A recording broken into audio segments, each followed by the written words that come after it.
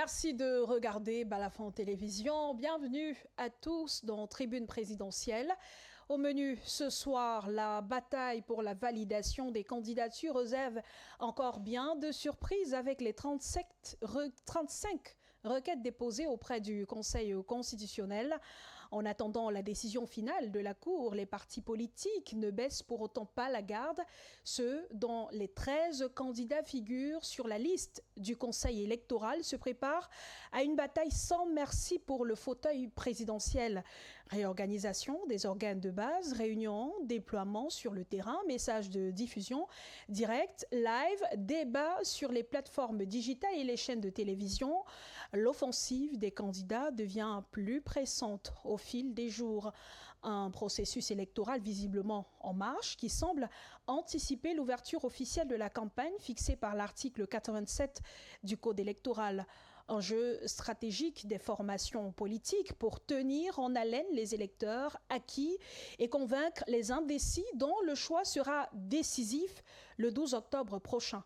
Alors, à quoi s'occupent véritablement les partis politiques à moins de 3 mois de l'élection présidentielle? Quelle stratégie, quels moyens, pour quelle efficacité? Réponse avec nos invités dans la deuxième partie de Tribune présidentielle. Mais avant, place au journal.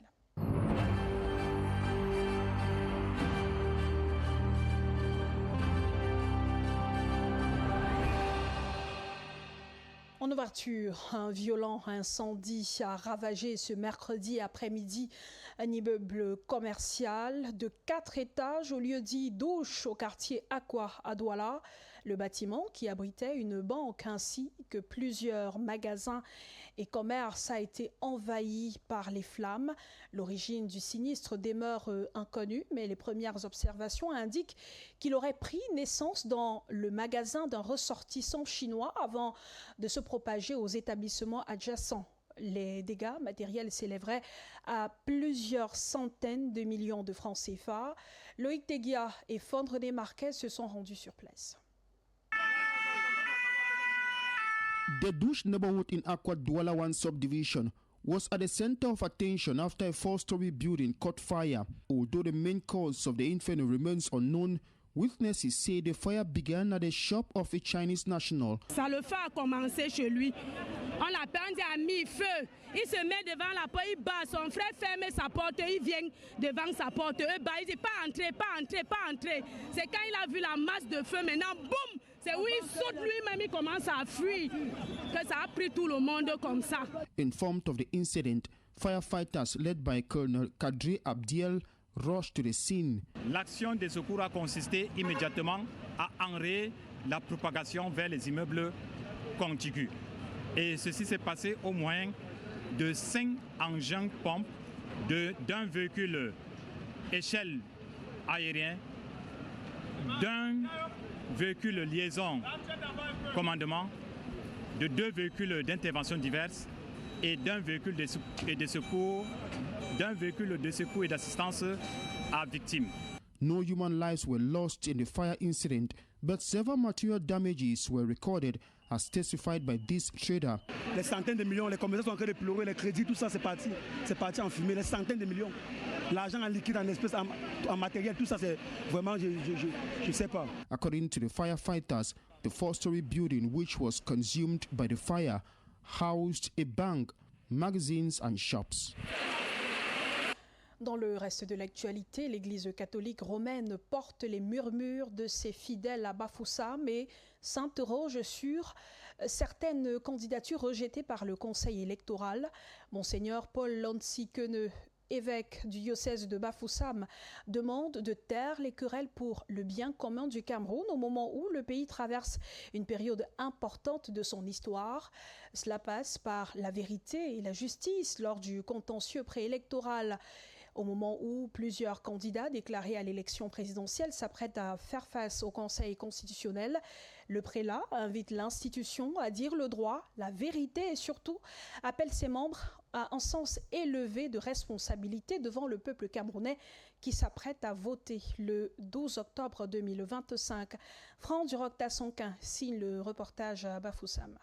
Le peuple murmure, nous nous interrogeons. La clameur du peuple camerounais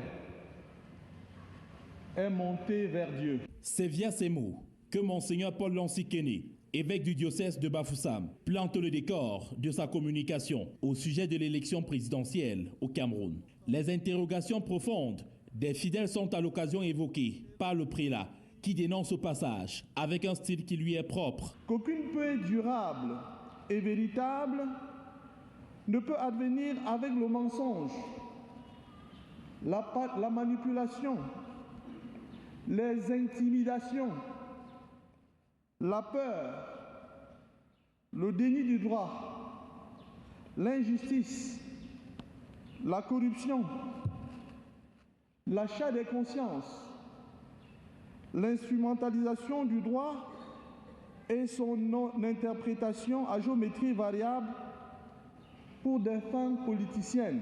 Le prélat, réputé pour ses différentes prises de position tranchées et sans langue de bois, brise une énième fois son silence depuis la convocation du corps électoral en vue du scrutin d'octobre 2025. Sa position est claire. L'injustice ne peut jamais apporter la paix. La fraude électorale ne peut jamais apporter la paix. Le non-droit ne peut jamais apporter la paix. La peur ne peut jamais apporter la paix. L'absence d'alternance prépare le lit des conflits futurs et non de la paix.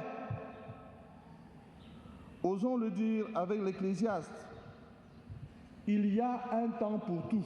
Au cours de cette communication spéciale qui a réuni fidèles chrétiens de la MIFI à la cathédrale Saint-Jean de Balin, dans le 2e arrondissement de la ville de Bafoussam, Monseigneur Paul Lonsi-Kéné a directement interpellé le Conseil constitutionnel qui détient le sort de certains candidats recalés par le Conseil électoral. Pour lui, priorité doit revenir à la vérité et au droit. Nous en appelons à la vérité et à la liberté de conscience des membres du Conseil constitutionnel et à leur sens de responsabilité devant le peuple camerounais, devant l'histoire et devant Dieu, qui est le juge suprême de tous et de chacun. Nous les appelons à ne dire que le droit, et rien que le droit, à rendre justice et rien que la justice, loin de toute influence politique, administrative et partisane, par fidélité au serment qu'ils ont prêté, de telle sorte que le peuple ait vraiment la nette impression que la justice a été effectivement rendue. Cette sortie fait suite à l'indignation de certains Camerounais, après le rejet de certaines candidatures par le Conseil électoral. Et au même moment, un groupe d'acteurs de la société civile sous la bannière du mouvement Cameroun is Back exhorte les chefs traditionnels et les hommes de Dieu à demander au président Paul Biya de retirer sa candidature pour l'élection présidentielle de 2025. Dans une lettre ouverte, la société civile les appelle à utiliser leur position influente pour prêcher la paix, soutenir une transition démocratique du pouvoir et utiliser leur autorité morale pour aider à apporter un changement positif et protéger les intérêts du peuple camerounais. Fondre Marquez.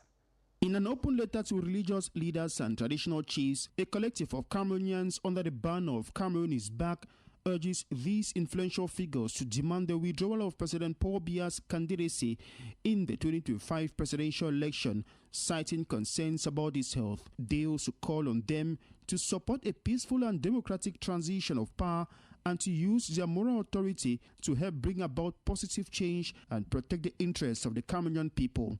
To the men of God, the civil society group pleads with them to utilize their power of speech to effect change. Specifically, they are calling on the men of worship to emerge from their reserve and denounce injustice, urging them to demand the withdrawal of Paul Biya's candidacy in the 2025 presidential election. To the traditional chiefs, the group implores them not to yield to fear despite facing pressures, intimidation and temptation. They argue that the role traditional chiefs play in society obliges them to break free from the logic of favors and privileges in order to defend the population's dignity and future. The group opines that the country is facing a multi-dimensional crisis and that the current leadership is unable to address the needs of its citizens. Et en marge de l'élection présidentielle, allons découvrir un autre visage du scrutin du 12 octobre prochain. Hiram Samuel Iyodi, le plus jeune candidat à l'élection présidentielle, croit au potentiel et à la compétence des Camerounais, conduire des changements innovants, les mettre en œuvre et promouvoir les idéologies africaines sont quelques-unes des raisons qui ont motivé le natif du littoral à entrer en politique, et bien qu'il plaide pour un candidat unique de l'opposition. Hiram Samuel Iyodi souligne que cela doit se faire avec objectivité. Jires Azangué et Fondre des Marquez retracent le parcours politique de ce candidat.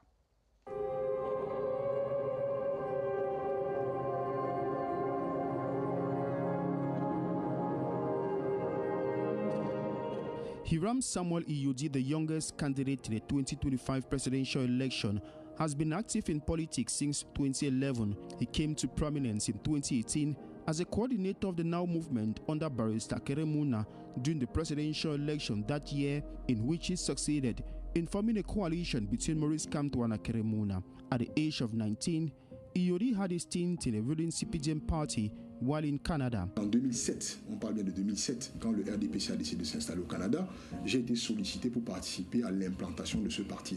J'ai donc été le premier président du comité de base de la ville de Québec. Et à ce titre-là, j'ai travaillé à implanter le parti sur quelques semaines. Et en fin d'année 2007, s'est posé la question du débat sur la limitation du mandat présidentiel. Au début, la hiérarchie du parti nous a justement présenté cette question-là comme un débat. Et on s'est très vite rendu compte que ce n'était pas un débat, qu'il y avait une voie qui avait déjà été choisie, celle de faire sauter le verrou sur les deux mandats présidentiels. Moi et d'autres jeunes camarades, on ne s'est pas retrouvés dans cette dynamique-là. Et donc en décembre 2007, janvier 2008, ça fait 17 ans aujourd'hui, je suis parti du RDPC.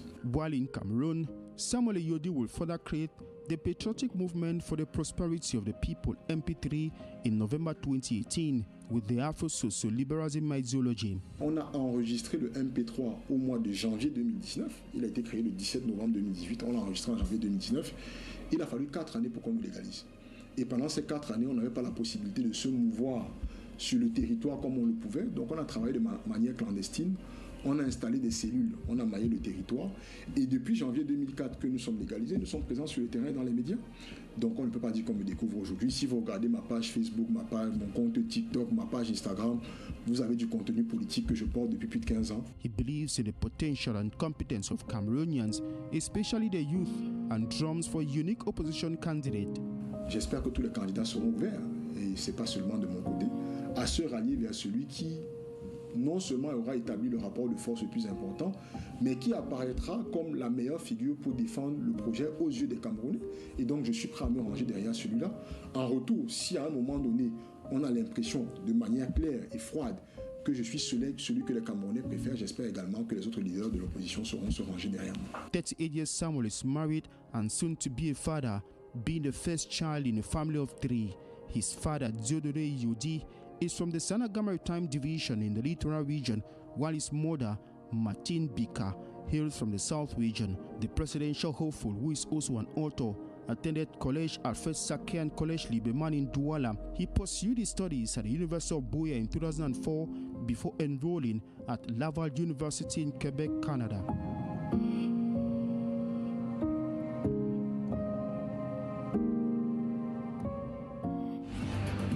Minute présidentielle.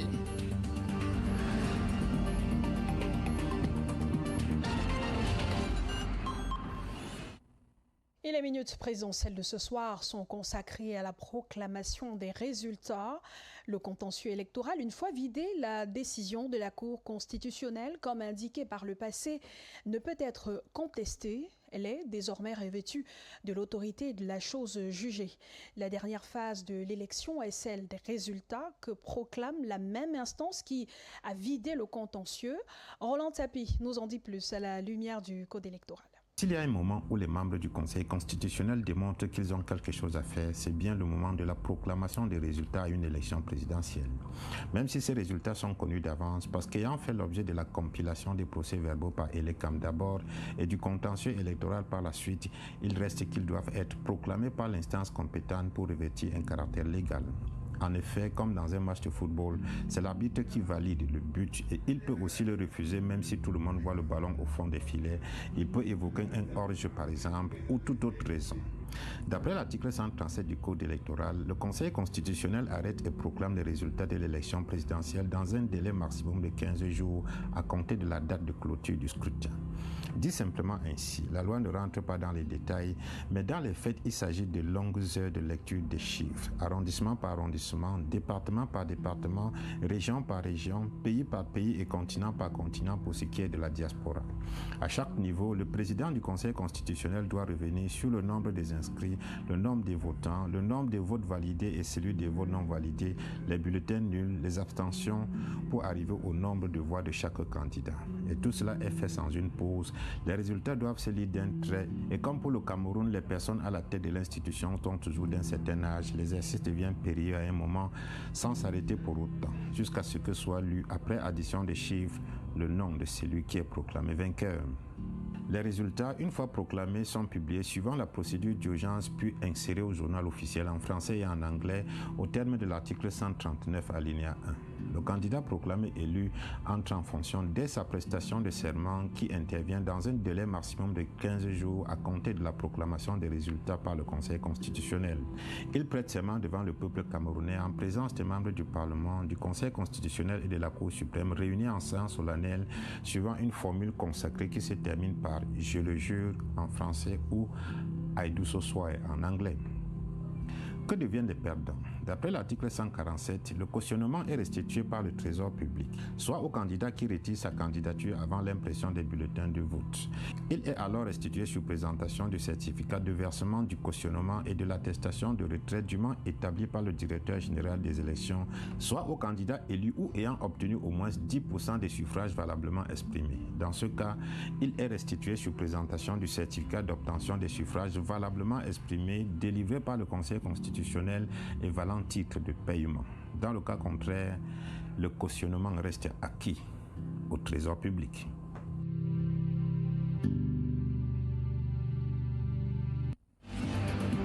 Minute présidentielle.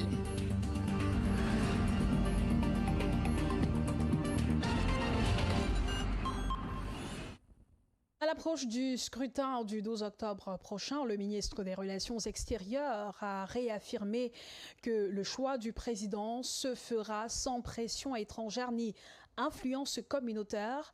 Devant les représentants du corps diplomatique, le jeune Bela Mbela a insisté sur le rôle souverain du peuple camerounais et invité ses hôtes à relayer ce message tout en soutenant un processus électoral apaisé. D'autres précisions avec Sébastien Oyébé et Julien Bapungé. Reçus au ministère des Relations extérieures, les chefs de mission diplomatiques et représentants d'organisations internationales ont été fixés sur la position du Cameroun. L'élection présidentielle du 12 octobre se déroulera sans pression extérieure ni influence communautaire. Le Cameroun ne se choisira pas un président de la République sous la pression d'un groupuscule, d'un pays, d'une puissance, d'une organisation ou institution internationale. De même, le Cameroun ne se choisira pas non plus un président de la République sous l'influence d'aucune ethnie, d'aucune tribu, d'aucun groupe linguistique, d'aucune ère culturelle, d'aucune confession religieuse, ni d'aucune obédience quelle qu'elle soit. Le ministre a appelé les diplomates à relayer ce message dans leur capitale et à veiller à la protection des personnes, des biens et institutions diplomatiques durant le processus électoral. Les obligations qui en découlent requièrent de votre part l'application scrupuleuse des mesures de protection des personnels, des biens, des immeubles diplomatiques et consulaires.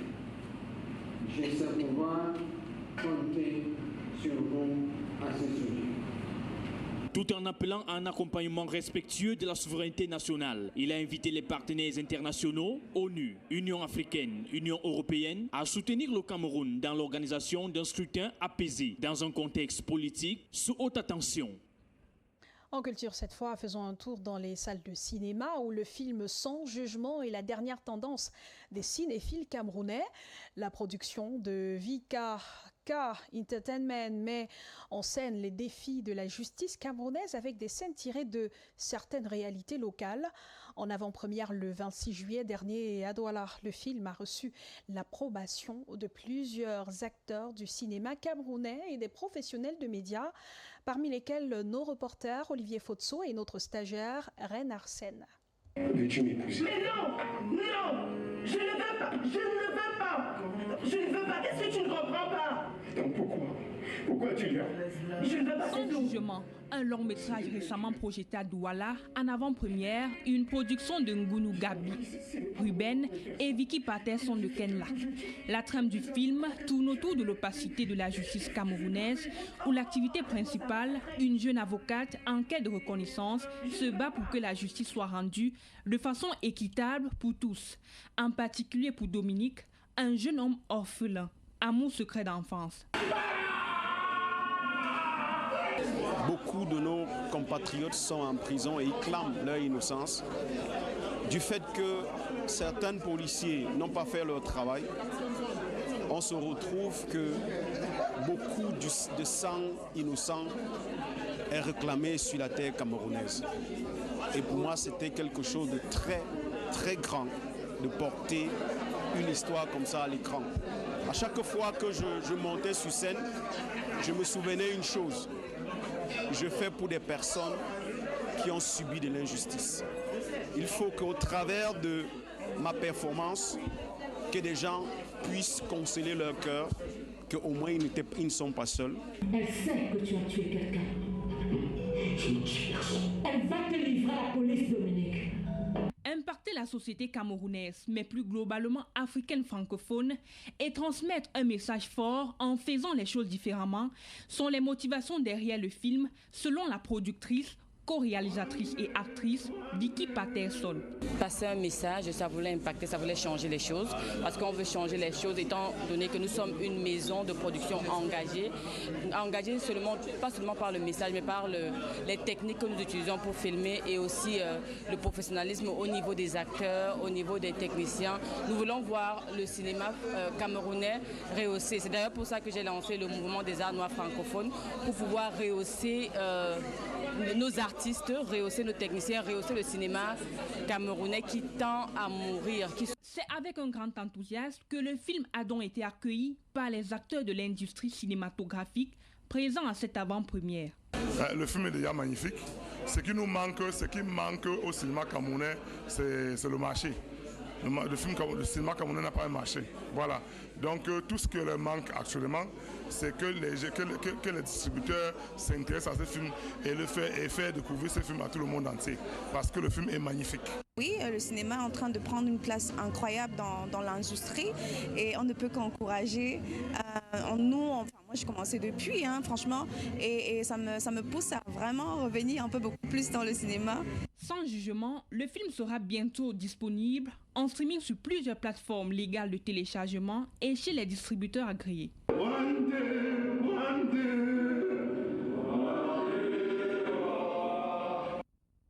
Et du cinéma pour la musique, l'artiste camerounais Lucky Plus 2 s'apprête à célébrer une décennie de parcours musical marqué par la polyvalence et la persévérance. De ses débuts en tant qu'arrangeur à sa reconnaissance comme chanteur, il revient sur son chemin artistique et projette déjà l'avenir. Le 22 août 2025, un concert au Palais Polyvalent, au Palais des Congrès de Yaoundé, viendra sceller cette étape entre rétrospective et nouvelles ambitions. Lucky Plus 2 était justement face à la presse nationale et internationale. On l'écoute dans cet élément de Sébastien Oyébé.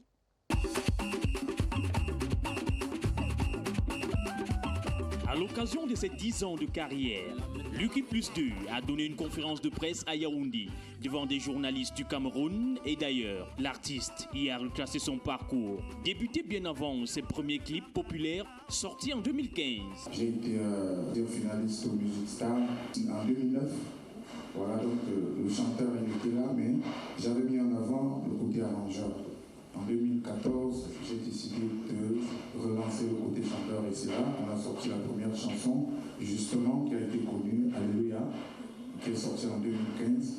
Donc de 2015 à aujourd'hui, ça fait 10 ans. Et on a décidé, justement, de partager ce moment avec justement les journalistes et les fans qui ont accompagné l'équipe Plus 2 depuis des années.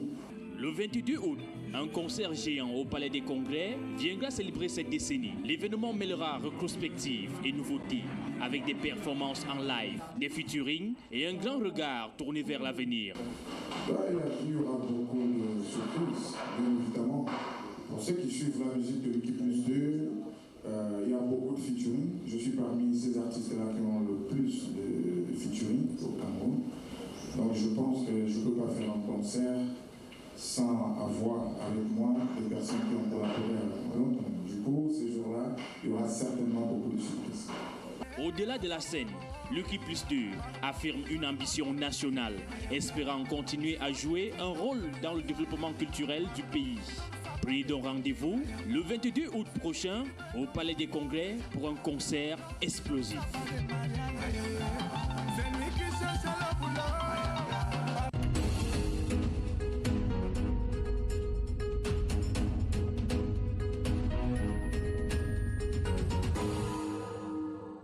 Bienvenue dans la deuxième partie de Tribune présidentielle. Une fois la liste provisoire des candidats à l'élection présidentielle publiée, à quoi s'occupent les 13 admis retenus pour le rendez-vous électoral du 12 octobre 2025? Dans cette phase de pré-campagne, certains ont pris d'assaut les réseaux sociaux et les plateformes digitales pour promouvoir leurs projets de société au développement du Cameroun, alors que les candidats recalés sont devant le Conseil constitutionnel pour la réhabilitation de leur dossier rejeté par le Conseil électoral. Sur les 13 élus, Hilaire Zipan du MP, Issa Chiroma Bakary du FSNC sont sous le coup de requêtes de camarades de partis qui contestent leur légitimité. Entre-temps, les vieux routiniers du scrutin présidentiel n'ont pas encore mis en branle leur machine de propagande électorale. C'est le cas de Paul Biya du RDPC, Bello Bouba Maïgari de l'UNDP, Thomas Enon Damjoya de l'UDC et bien d'autres. La lecture de Jean-Paul Chouniat.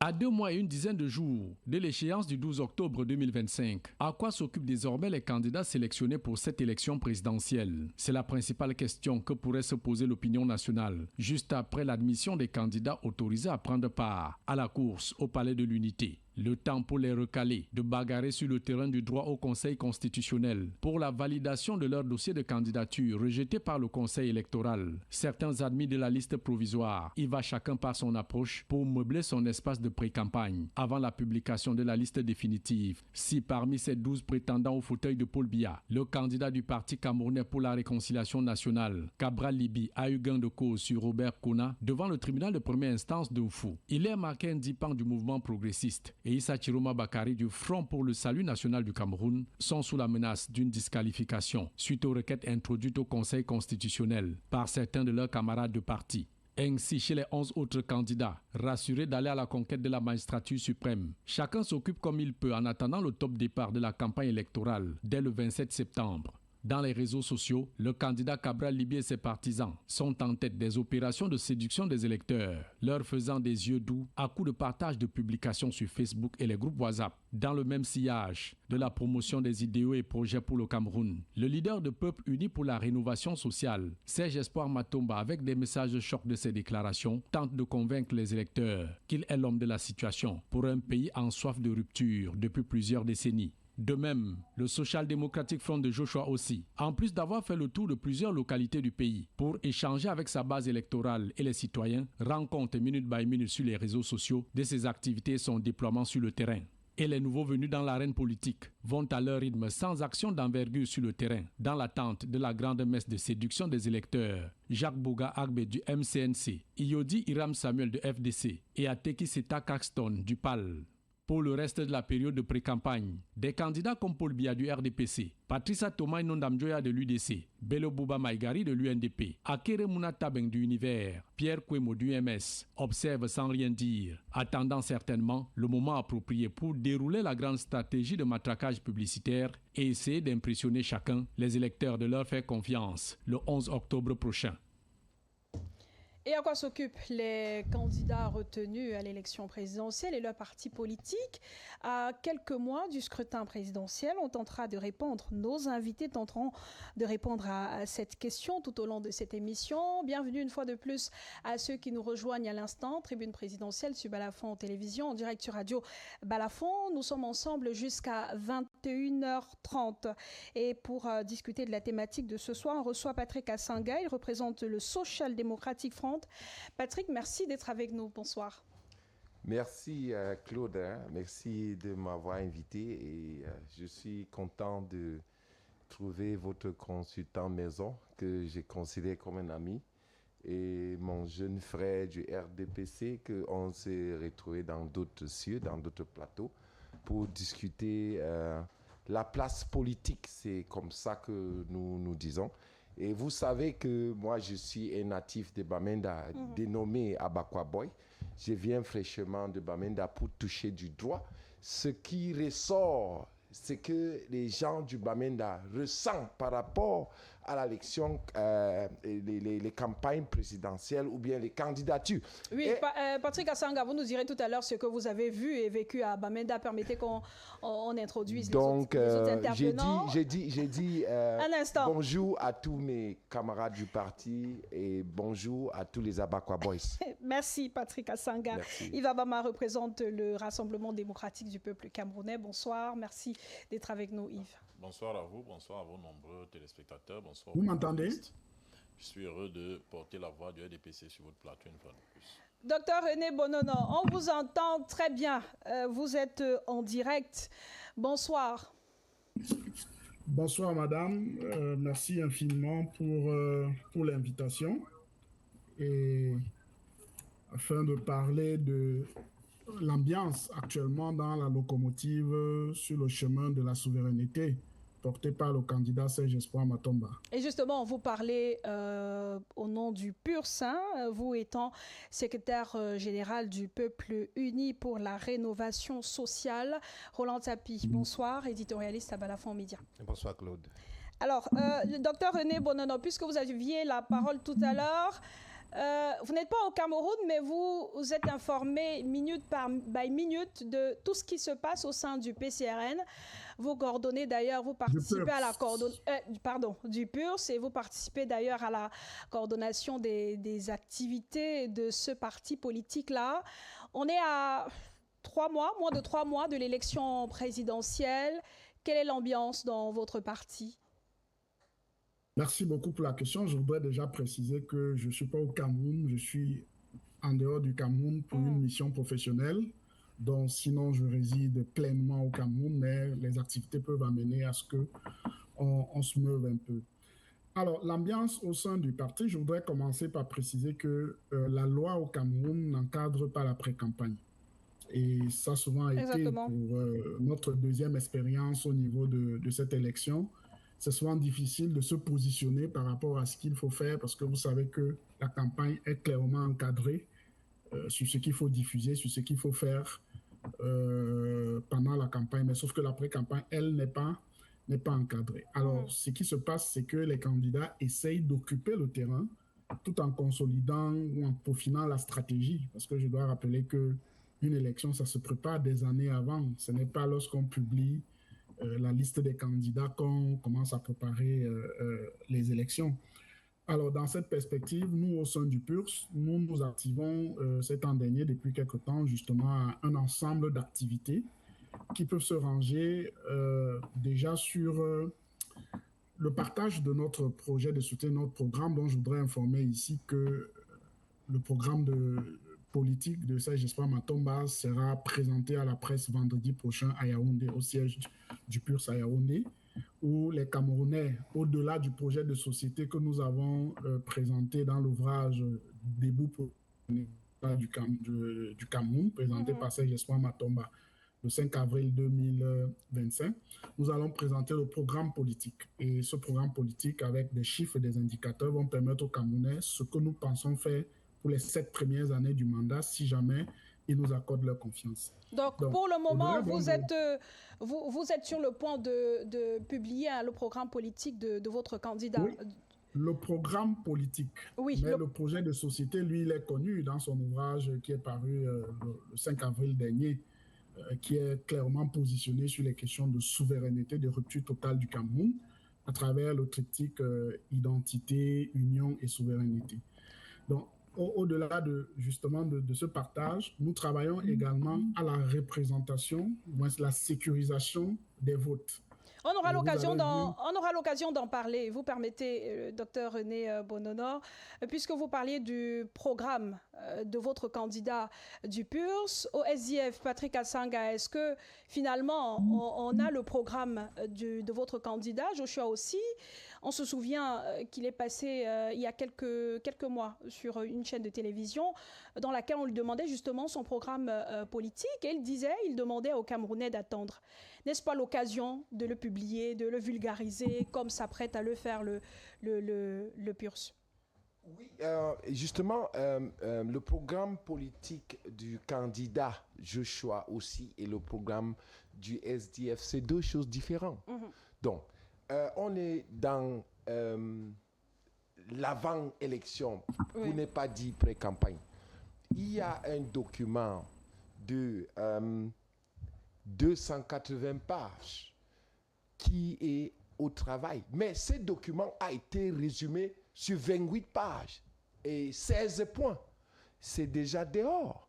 Ça m'inquiète que vous, les journalistes, vous ne vous appropriez pas. Et c'est dans tous les sites du SDF, c'est dans les réseaux sociaux. Et je pense que certains journaux et certaines télévisions ont relayé ça. Donc, le SDF, avec Joshua aussi, ont un programme bien précis. Et nous connaissons que le peuple aime le condensé. 280 pages, c'est beaucoup pour le commun des mortels. Mais nous avons résumé ça sur 16 points et 28 pages. Et si vous n'avez pas, je vous le promets, main dans le cœur, c'est dans mon téléphone. Je vais vous transmettre ça pendant les émissions pour qu'on en parle. Donc, le SDF, c'est un parti qui a 35 ans d'existence avec consistance dans son objectif, c'est-à-dire la souveraineté du Cameroun sans l'embâche, sans l'ingérence, sans aller faire des réunions ailleurs ou bien comme d'autres partis le font. Nous combattons le jacobinisme qui date depuis 60 ans avec 2 présidents anglophones qui ont échoué, francophones qui ont échoué.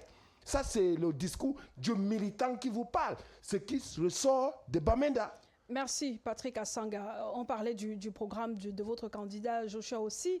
Il y a de quoi poser la question. On a des partis politiques, des représentants de partis politiques qui inondent les groupes WhatsApp, les pages, les réseaux sociaux avec les programmes de leurs candidats. Pour le SDF, il faut le chercher pour le trouver. Vous l'avez, vous allez certainement le vulgariser, le partager avec plusieurs Camerounais. Ça intéresse qui? Ça intéresse. Essayons de savoir ce qui se prépare au sein Claude, du RDPC. Claude, je ne veux pas vous permettre de dire ça. Ça intéresse qui? Ça intéresse. Le programme politique qui est un programme de fédérer tous les Camerounais selon les spécificités et les diversités culturelles et tout le SDF. Et il y a des médias qui ne sont pas pour ça. À l'occurrence, vous le connaissez, les médias d'État jacobins, les médias qui sont des pros des candidats. J'ai eu la chance que vous m'avez invité parce que votre média permet que tout le monde échange. Et je suis reconnaissant. Donc, si vous n'avez pas de programme, ce n'est pas parce que vous êtes antipartisan, vous connaissez les canaux. Donc, le SDF est bel et bien présent. Et ça intéresse qui? Ça intéresse. Merci Patrick Assanga. Remplacer le système. Yves Abama, est-ce qu'on a besoin de chercher le programme du RDPC en ce moment? C'est vrai que c'est pas la thématique de ce soir. On veut connaître l'ambiance dans les partis politiques, mais tout commence même déjà par le programme. C'est ça qui convainc les Camerounais. Est-ce que pour le RDPC a besoin d'être cherché en ce moment? Il se trouve où? Non, mais le RDPC, la la question que vous me posez me surprend un peu. Vous êtes journaliste. Le RDPC est un parti au pouvoir ou un parti en situation de responsabilité. À travers son action déjà et à travers sa projection, je parle de sa projection, pourquoi? Parce que la circulaire relative au budget de 2026 a déjà été signée par le président de la République. Ceux qui ont pris la peine de la parcourir ont un peu vu ce qui est prévu pour être réalisé au Cameroun en 2026. Et je pense que quand le document faisant office de projet de campagne, de document de campagne du président de la République, du président national du RDPC sera dehors du candidat du RDPC, vous verrez qu'il n'y aura pas un écart entre ce que contient ce document et notre projet. Parce que en situation de responsabilité, on ne peut pas aborder une campagne comme un parti qui cherche à conquérir le pouvoir. Donc nous partons de ce que nous faisons, nous nous projetons et nous disons aux Camerounais, voilà ce que nous allons continuer à faire.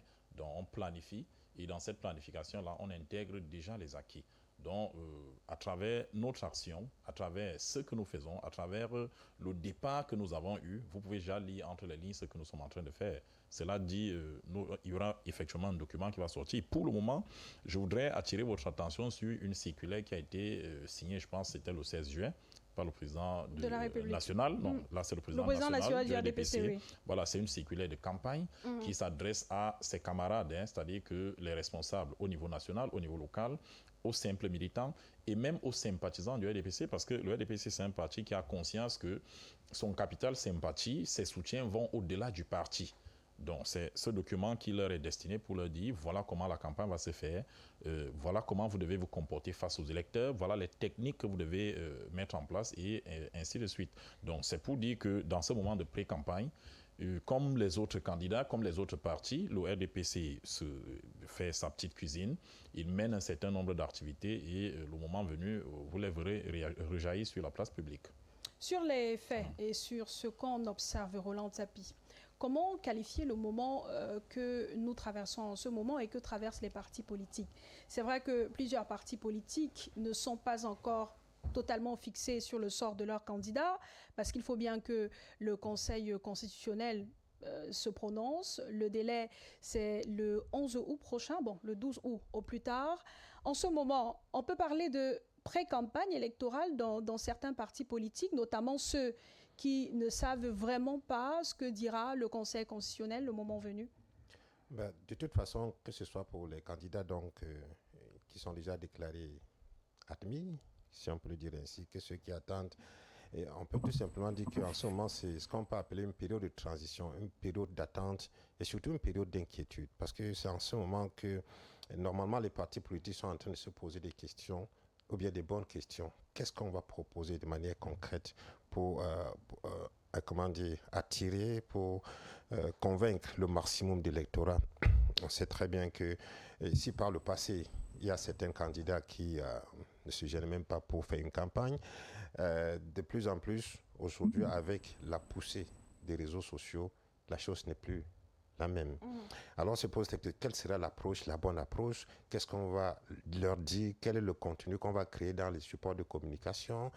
Quand est-ce qu'on doit certainement pouvoir fixer la campagne? Quand elle sera ouverte? Où est-ce qu'on va aller? Où est-ce qu'on ne va pas aller? Je crois que ce sont des stratégies actuellement qui sont en train d'être peaufinées dans les QG des partis politiques pour ceux qui en ont.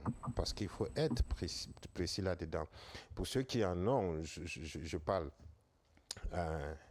notamment du RDPC. Bon, pour le RDPC, on ne peut pas dire qu'effectivement il y a quelque chose qui sont en train de préparer. C'est juste le moment de réveiller les vieux documents qui existent et se préparer à venir défendre. Parce qu'en fait, le RDPC aujourd'hui n'a pas, bien le candidat du RDPC n'a pas de proposition à faire.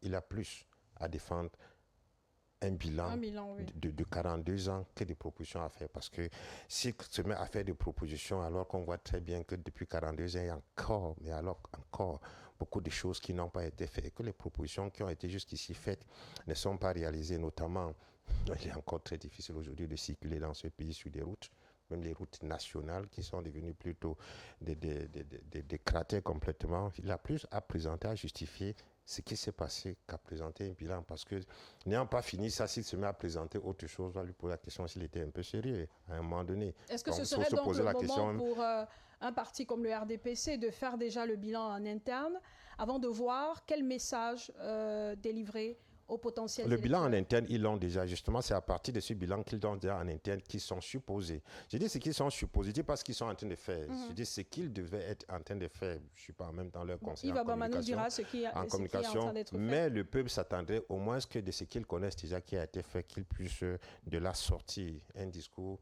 qui, d'après eux, serait le plus digeste possible à partir de ce qui est et de ce qui devrait être.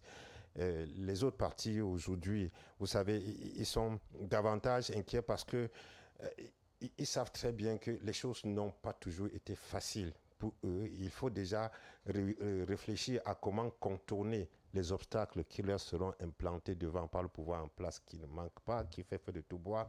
Il faut d'abord réfléchir à les éviter avant de réfléchir à comment est-ce qu'on va pouvoir conquérir le peu d'espace qui leur sera attribué et surtout, en ce moment, le gros du problème.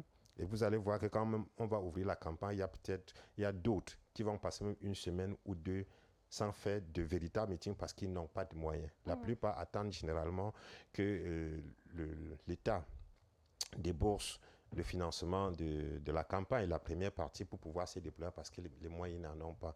Et vous savez très bien que parmi les candidats qui sont déjà retenus aujourd'hui, il y a 7 nouveaux candidats qui ont été retenus qui ne sont presque pas connus, qui n'ont pas de passé ni politique, ni, ni économique, qui ne sont pas véritablement représentés même au niveau des institutions pour qu'on puisse dire qu'ils ont une base financière, une surface financière suffisante qui leur permettrait de se déployer.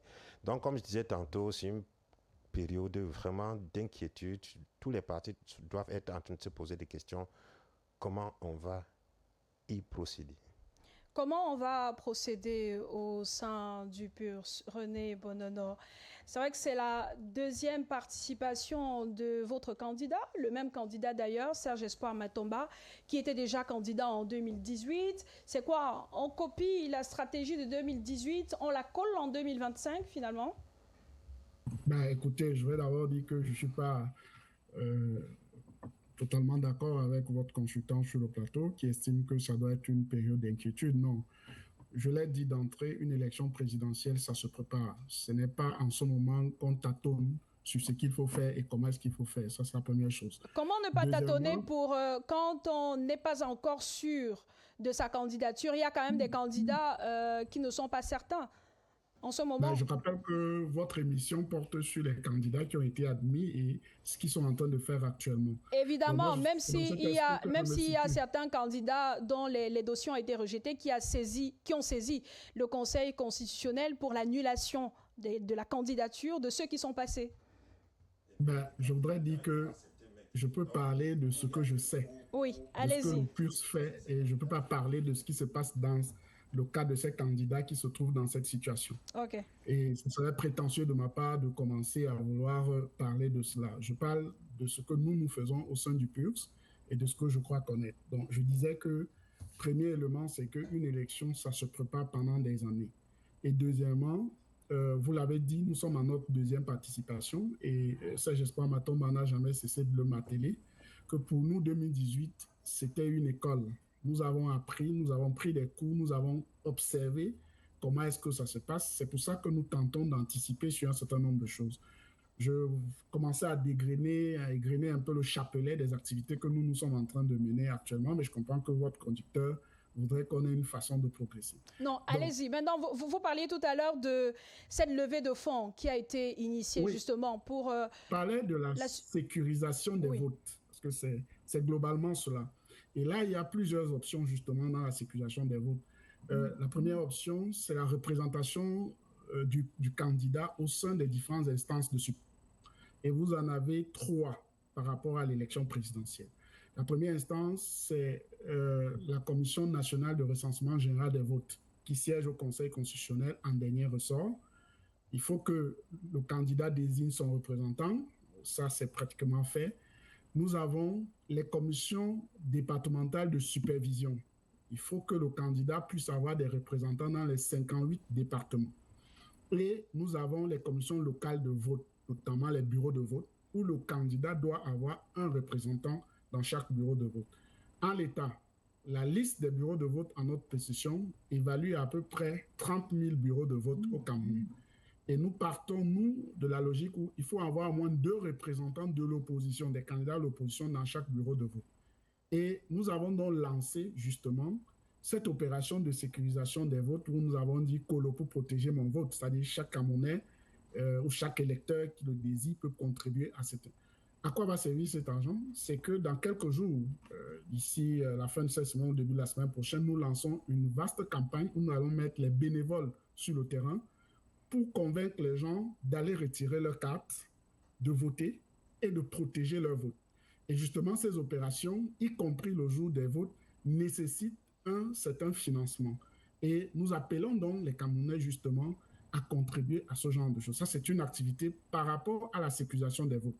Elle s'accompagne évidemment cette activité d'une éventuelle préparation du contentieux électoral par rapport à l'identification des faits et gestes qui ne correspondent pas ou au tard qui ne correspondent pas au processus électoral. Il y a donc une cellule stratégique, une cellule de veille qui travaille sur cette activité-là pour essayer d'observer tous les manquements, toutes les distorsions et les documenter pour une éventuelle, je dis bien éventuelle, là où ce sera nécessaire d'aller dans une situation de contentieux électoral. Parce qu'il faut préparer, vous avez constaté que parfois lors des contentieux, le contentieux post-électoral, les candidats n'ont pas assez d'éléments, assez d'arguments pour montrer la fraude et tout ce que, si vous voulez, notre adversaire a nous tous fait.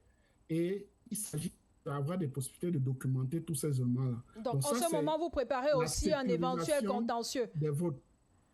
Je dis éventuel. Oui. Parce que c'est une élection, il y a toutes les élections possibles. Nous nous préparons pour gagner. Maintenant, tout est possible en situation électorale et il ne faut pas se dormir seulement dans un aspect. Mais je dis, nous allons mobiliser des éléments au cas où ça existe. Par exemple, vous avez vu où on publie dans la liste électorale des mineurs, on publie un certain nombre de situations qui se produisent par rapport à la liste électorale. C'est des trucs qui doivent être documentés après la phase de dénonciation qui a été faite. Donc, il y a ce vaste chantier de la sécurité, justement, des votes que nous sommes en train de faire. Et maintenant, à côté, il y a la consolidation des alliances. Vous savez que le PULS, il a mis en place ce qu'on appelle l'alliance Pondol, qui est l'alliance qui soutient effectivement la candidature de Serge Espoir Matomba. Nous travaillons avec des partis politiques, des organisations de la société civile qui deviennent membres de ces alliances. Nous signons des conventions, comme vous pouvez le voir dans sa circulaire. Nous sommes aujourd'hui à 5 membres et des discussions se font avec beaucoup d'autres partis politiques.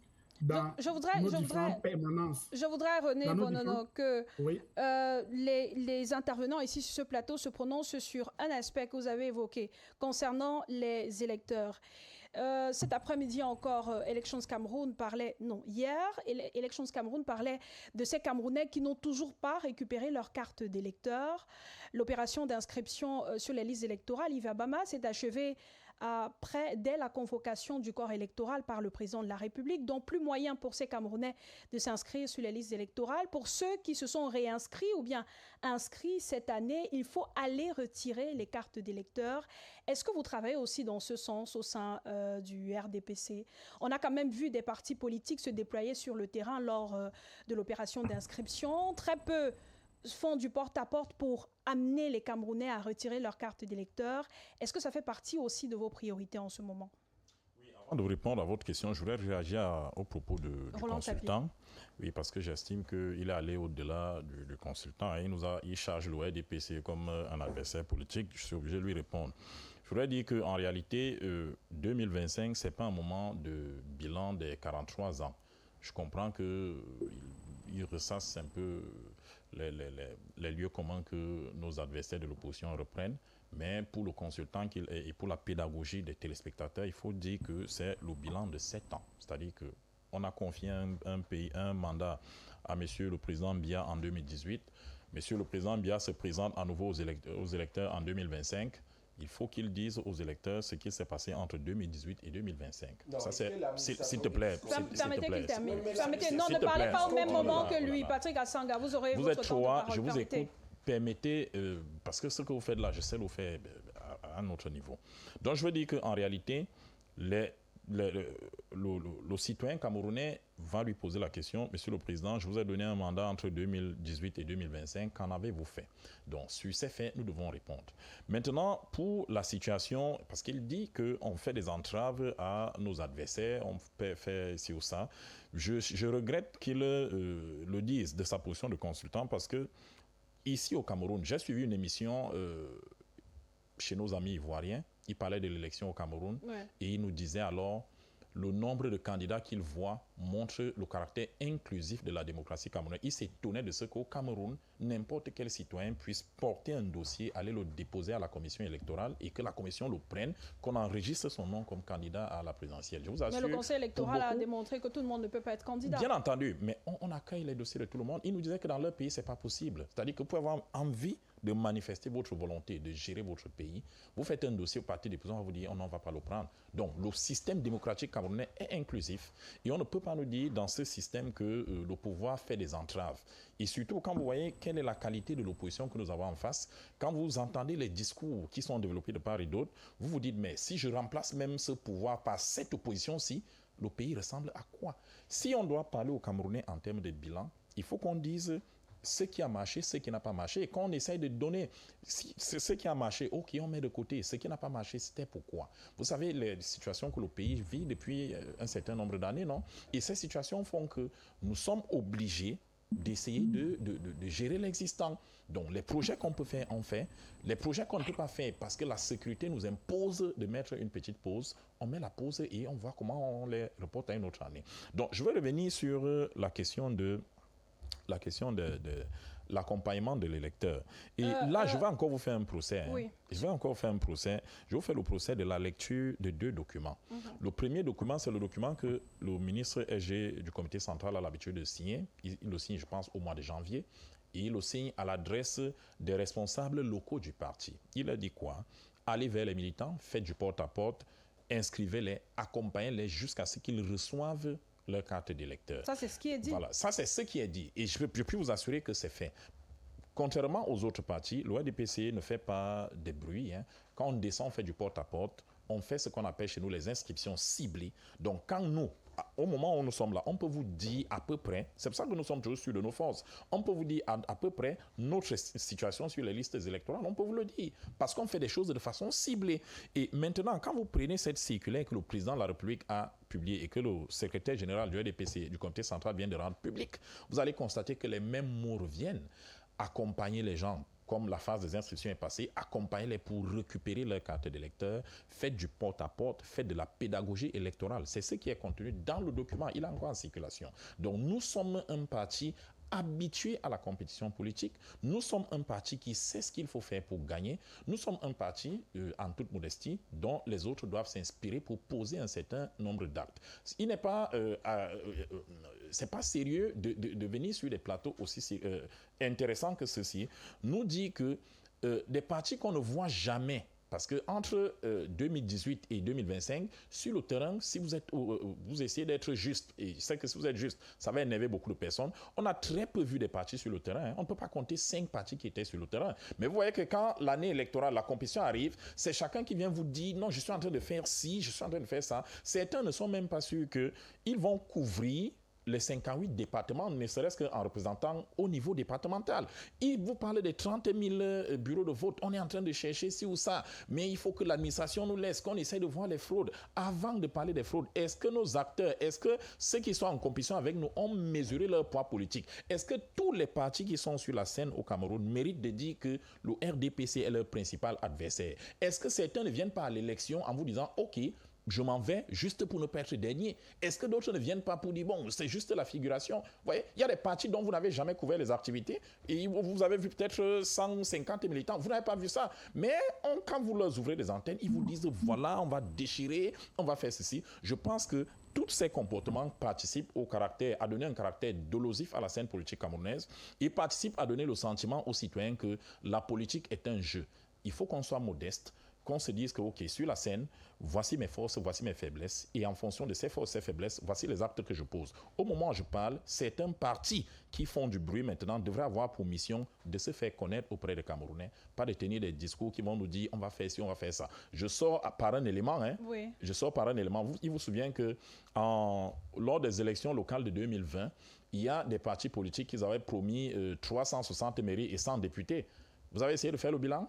Mais le RDPC a aussi fait beaucoup de promesses. C'est pourquoi Roland Tsapi... Les promesses sur le plan électoral, par rapport à nos capacités, le ne sont pas et ses les promesses aux citoyens. Et puis, par rapport à ces promesses dont il parle, on n'a pas dit aux Camerounais des choses qu'on ne peut pas réaliser. On a le budget, on a la réalité de l'autre côté. Quand on réussit à équilibrer les choses, on fait ce qu'on fait. Quand on n'arrive pas à équilibrer, on renvoie une année N+1. C'est comme ça marche partout de cette façon-là. Sur la question du bilan, lorsque vous étiez en train de développer votre argumentaire, le docteur René Bonono n'était pas très d'accord. Il ne peut pas être d'accord. Yves Abama disait qu'on ne peut pas faire le reproche au RDPC de ne pas faire le bilan de 43 ans, puisque en ce moment, au RDPC, on fait plutôt le bilan des 7 Vous savez pourquoi on peut pas faire le bilan de 43 ans? Et non de 40 ans. S'il vous plaît, une seconde. Si on décide de faire le bilan de 43 ans, il y a des acteurs aujourd'hui qui sont dans l'opposition qui seront obligés de venir avec nous défendre ce bilan. C'est-à-dire que certains ont 7 ans de participation, d'autres ont 20 ans, d'autres ont 30 ans. Si on doit faire le bilan de 43 ans, je demanderais que M. Maurice Kamto vienne, que M. Bello Bouba vienne, que M. Issa Chiroma vienne, que M. Telki vienne et qu'on défende notre bilan commun. Si c'est ça, on y va. Mais ces partis-là ne sont pas des partis au pouvoir. Docteur ils ont participé, ils ont géré avec nous. Écoutez, je pense que c'est un faux débat ou une fausse piste dans laquelle M. Abama voudrait nous emmener. Première chose, je crois que votre émission, la question était de savoir ce que les partis politiques font. Et dans ce que je dis, il y a des faits qui vont se vérifier ou qui se vérifient au quotidien dans notre approche. Nous ne sommes pas des vendeurs d'illusions. C'est des personnes assez responsables au sein du PURS, par exemple. Peut-être qu'ils parlent d'autres personnes. Mais je suis désolé. Peu importe les personnes qu'ils vont associer, le bilan, c'est bien 43 ans. Ça ne peut pas être 7 ans, je suis désolé. Donc, c'est un bilan de misère de 43 ans qui va devoir assumer exactement. Et deuxièmement, c'est un faux débat. Je le disais déjà à leur secrétaire national à la communication il y a quelques années. Ce n'est pas à nous de faire le bilan du RDPC, c'est à vous. On ne va jamais faire le bilan pour vous. Vous vous trompez. C'est à vous de dire aux Camerounais, vous avez pris depuis 43 ans, vous êtes là, voilà ce que vous avez eu à faire. Nous partageons des intentions. C'est ça le rôle d'un acteur politique. Des intentions dont il faut expliquer la faisabilité. C'est ça qui nous intéresse. Nous n'avons pas fait le bilan pour vous. Nous ne le ferons jamais. Ce n'est pas ce que nous présentons, ce n'est pas un document de stratégie ou un document de politique où il faut des aspects de diagnostic et tout pour pouvoir montrer ce qui a marché, ce qui n'a pas marché. Faites le bilan. Et puis même, les Camerounais vivent votre bilan. On n'a pas besoin de leur dire. Eux-mêmes, au quotidien, vivent la réalité du bilan qui se passe de votre 43 ans de gestion. Donc, à l'état actuel, nous disons ce que nous faisons et c'est ce que nous allons faire. Et c'est ce que je suis en train d'expliquer. Le reste, ça vous engage. Croire ou pas croire, vraiment, ça vous concerne. Merci, docteur René Bonono. On nous a posé la question de savoir qu'est-ce que vous faites actuellement au lendemain, justement, de la publication des listes. C'est ce que nous tentons de dire. Et je crois que vous aussi, vous présentez ce que vous faites au sein du RDPC. Et au sein du RDPC, ils ont dit qu'ils se déploient également sur le terrain pour amener les Camerounais à retirer leur carte d'électeur. Est-ce que c'est le cas également au SDF, Patrick Assanga? Il y a des Camerounais qui, jusqu'à présent, n'ont pas retiré leur carte d'électeur, mais qui doivent absolument voter le 12 octobre prochain. Vraiment, il faut être honnête et sincère avec nos camarades avec qui on discute l'espace politique où Yves Abama prétend qu'il faut accompagner les Camerounais d'aller retirer les cartes ou pas. Ça, c'est un discours politicien.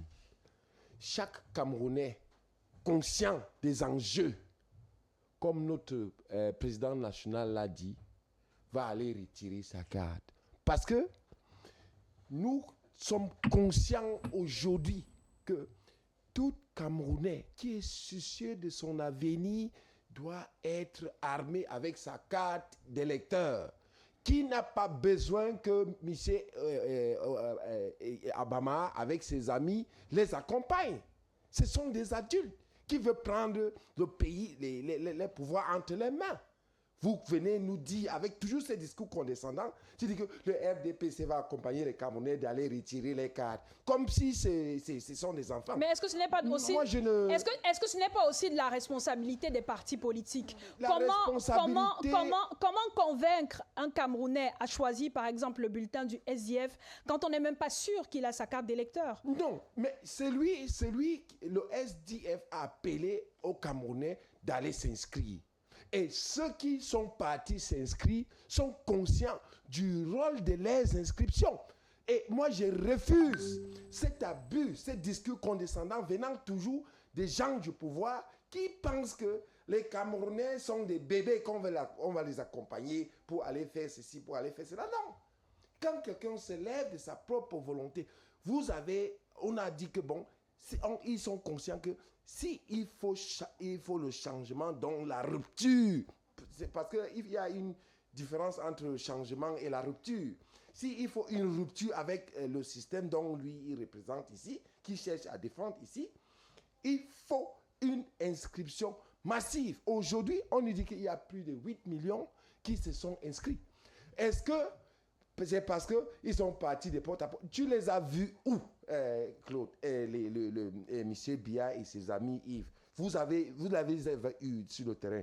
Il y a beaucoup de partis de position qui se sont déployés.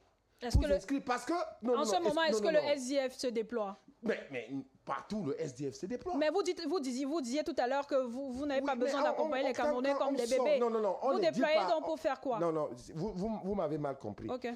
Quand le RDF appelle LECAM, ils partent dans le bureau. Les gens sortent pour s'inscrire. Mais je suis contre ces discours qui disent qu'on les accompagne pour aller retirer les cartes, comme s'ils les avaient accompagnés. Ça, c'est un discours récupératif politique. Et moi, je vois ça de très mauvais angles. Moi, je trouve ça même à un niveau condescendant. Parce que ce qu'il faut faire, c'est que les partis politiques de l'opposition, ce qui a été déjà fait, c'est que les partis politiques de l'opposition se sont déployés sur le terrain. Le RDPC n'a jamais été sur le terrain parce que l'actuelle liste, l'actuel inscrit les arrange. À l'heure actuelle, si on est resté selon le fichier de 2018 qu'ils ont cherché à empêcher, ça allait les arranger. Mais les partis politiques sont déployés et les Camerounais, conscients de leur avenir, sont inscrits selon les fichiers et les CAM. Donc, nous pensons que les Camerounais sont tellement conscients et venir maintenant sur un plateau de télévision sérieux dire que le RDPC n'a pas eu l'intérêt à ce que beaucoup de Camerounais s'inscrivent. La majorité des Camerounais sont contre ce système. Ils veulent la rupture avec le système. Un système vieillissant. Donc, il vient de parler aujourd'hui de 7 ans. Mais, mon frère, est-ce que vous ignorez que l'administration est continue? Et la continualité de l'administration jacobin a été pilotée par le RDPC. Pourquoi vous ne dites pas ça aux Camerounais? Donc vous attendez. Ce qui est attendu du RDPC, c'est de faire plutôt, de votre analyse, un bilan de 43 ans plutôt que de 7 ans. Oui, ils peuvent faire le bilan. Non, Claude, vous me coupez. Vous allez conclure. Il faut qu'ils fassent le bilan avec les alliés qui sont aujourd'hui dans l'opposition aussi. Là, ça c'est le vrai bilan qu'on doit faire. Donc, ne venez pas nous dire ce que vous voulez dire là. Les 42 ans là, c'est entre vous et vos amis qui sont des transfuges aujourd'hui. Un de ces amis là, c'est qui? Mais c'est les gens qu'on trouve en France, les gens qu'on trouve au Nord, c'est les ministres qui étaient là quand il y a eu les crashs des avions. Pourquoi vous ne dites pas ça? Donc, ces gens-là doivent faire le bilan et il y a des rapports qui indiquent que certains seront accablés quand il faut faire l'audit. C'est ça. Donc, le bilan, ce n'est pas seulement entre vous qui sont maintenant au pouvoir, mais certains qui sont avec nous aujourd'hui vont aussi rendre gorge. Merci Patrick Assanga. Roland Tsepion était sur la question de la mobilisation, la sensibilisation des Camerounais à retirer au retrait des cartes d'électeurs. Elections Cameroun passe régulièrement via des plateformes ou via le média national pour appeler les Camerounais à retirer leurs cartes d'électeurs.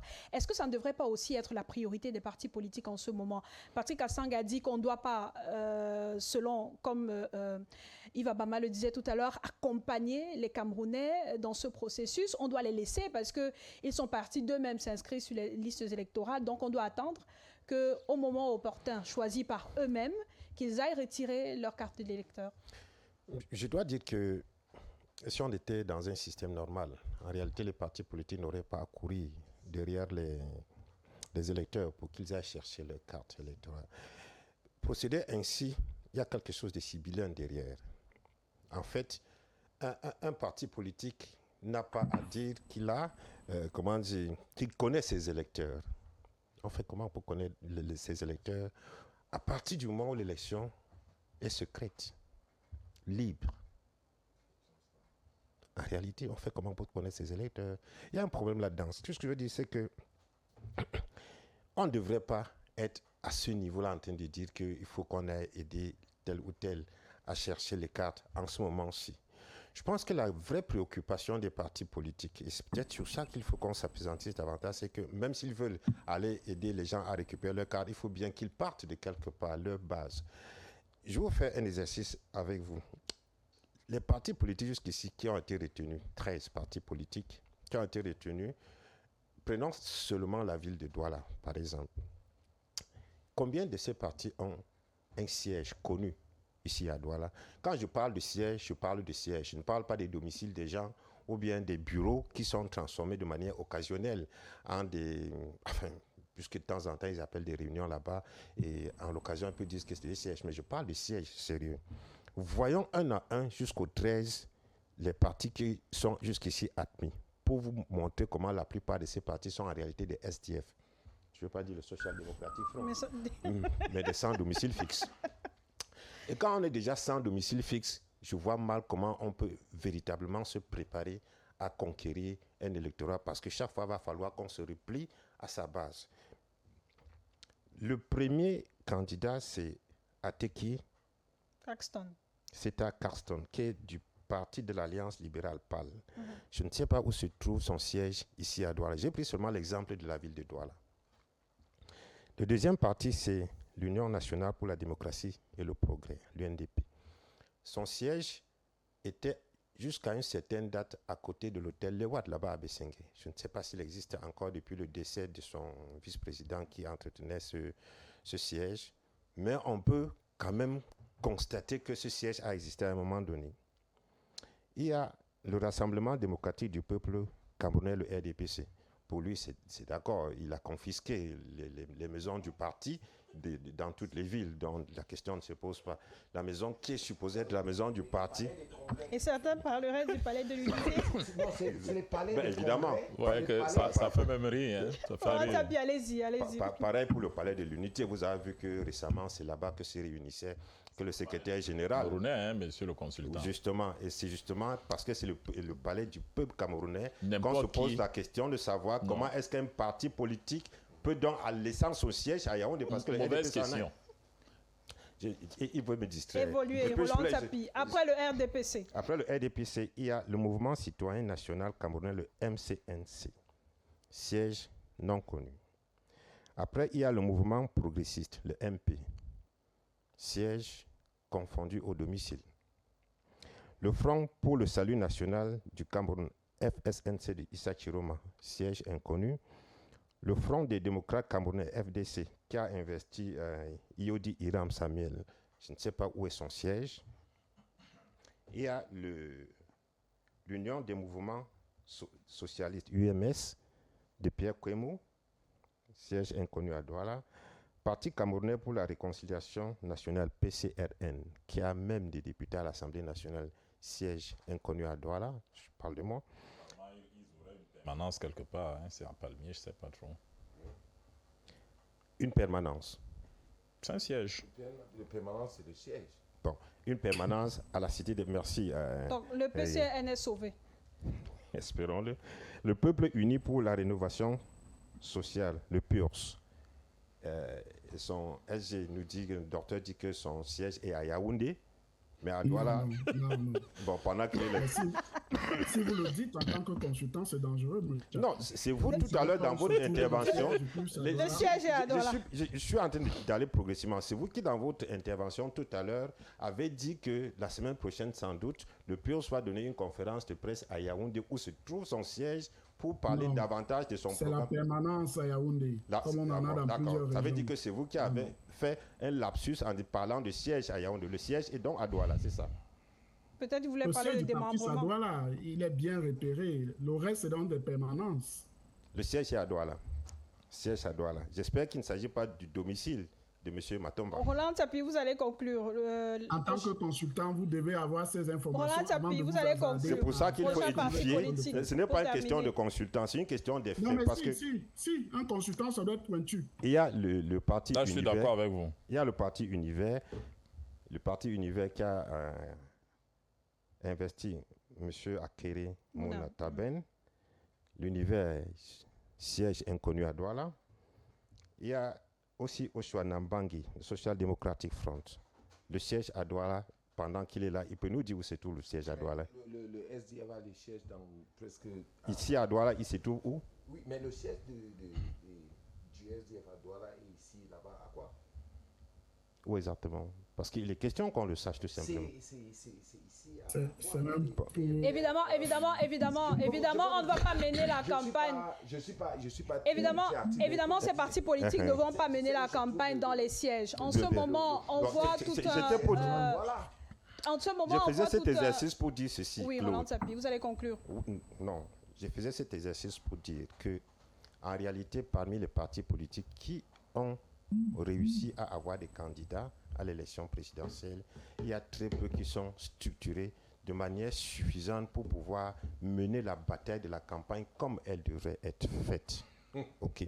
Il y a vraiment très peu parce qu'effectivement, si on n'a pas... La plupart aujourd'hui, comme on pose la question de savoir ce qu'ils sont en train de faire maintenant, sûrement d'autres sont en train de réfléchir à où est-ce qu'ils vont se regrouper pour pouvoir constituer leur QG. Et sûrement, ils sont en train de réfléchir à des espaces qu'ils vont louer quelque part pour le faire. Et ça, c'est véritablement un problème. Et j'ai fini en disant ceci. Abama disait tantôt que...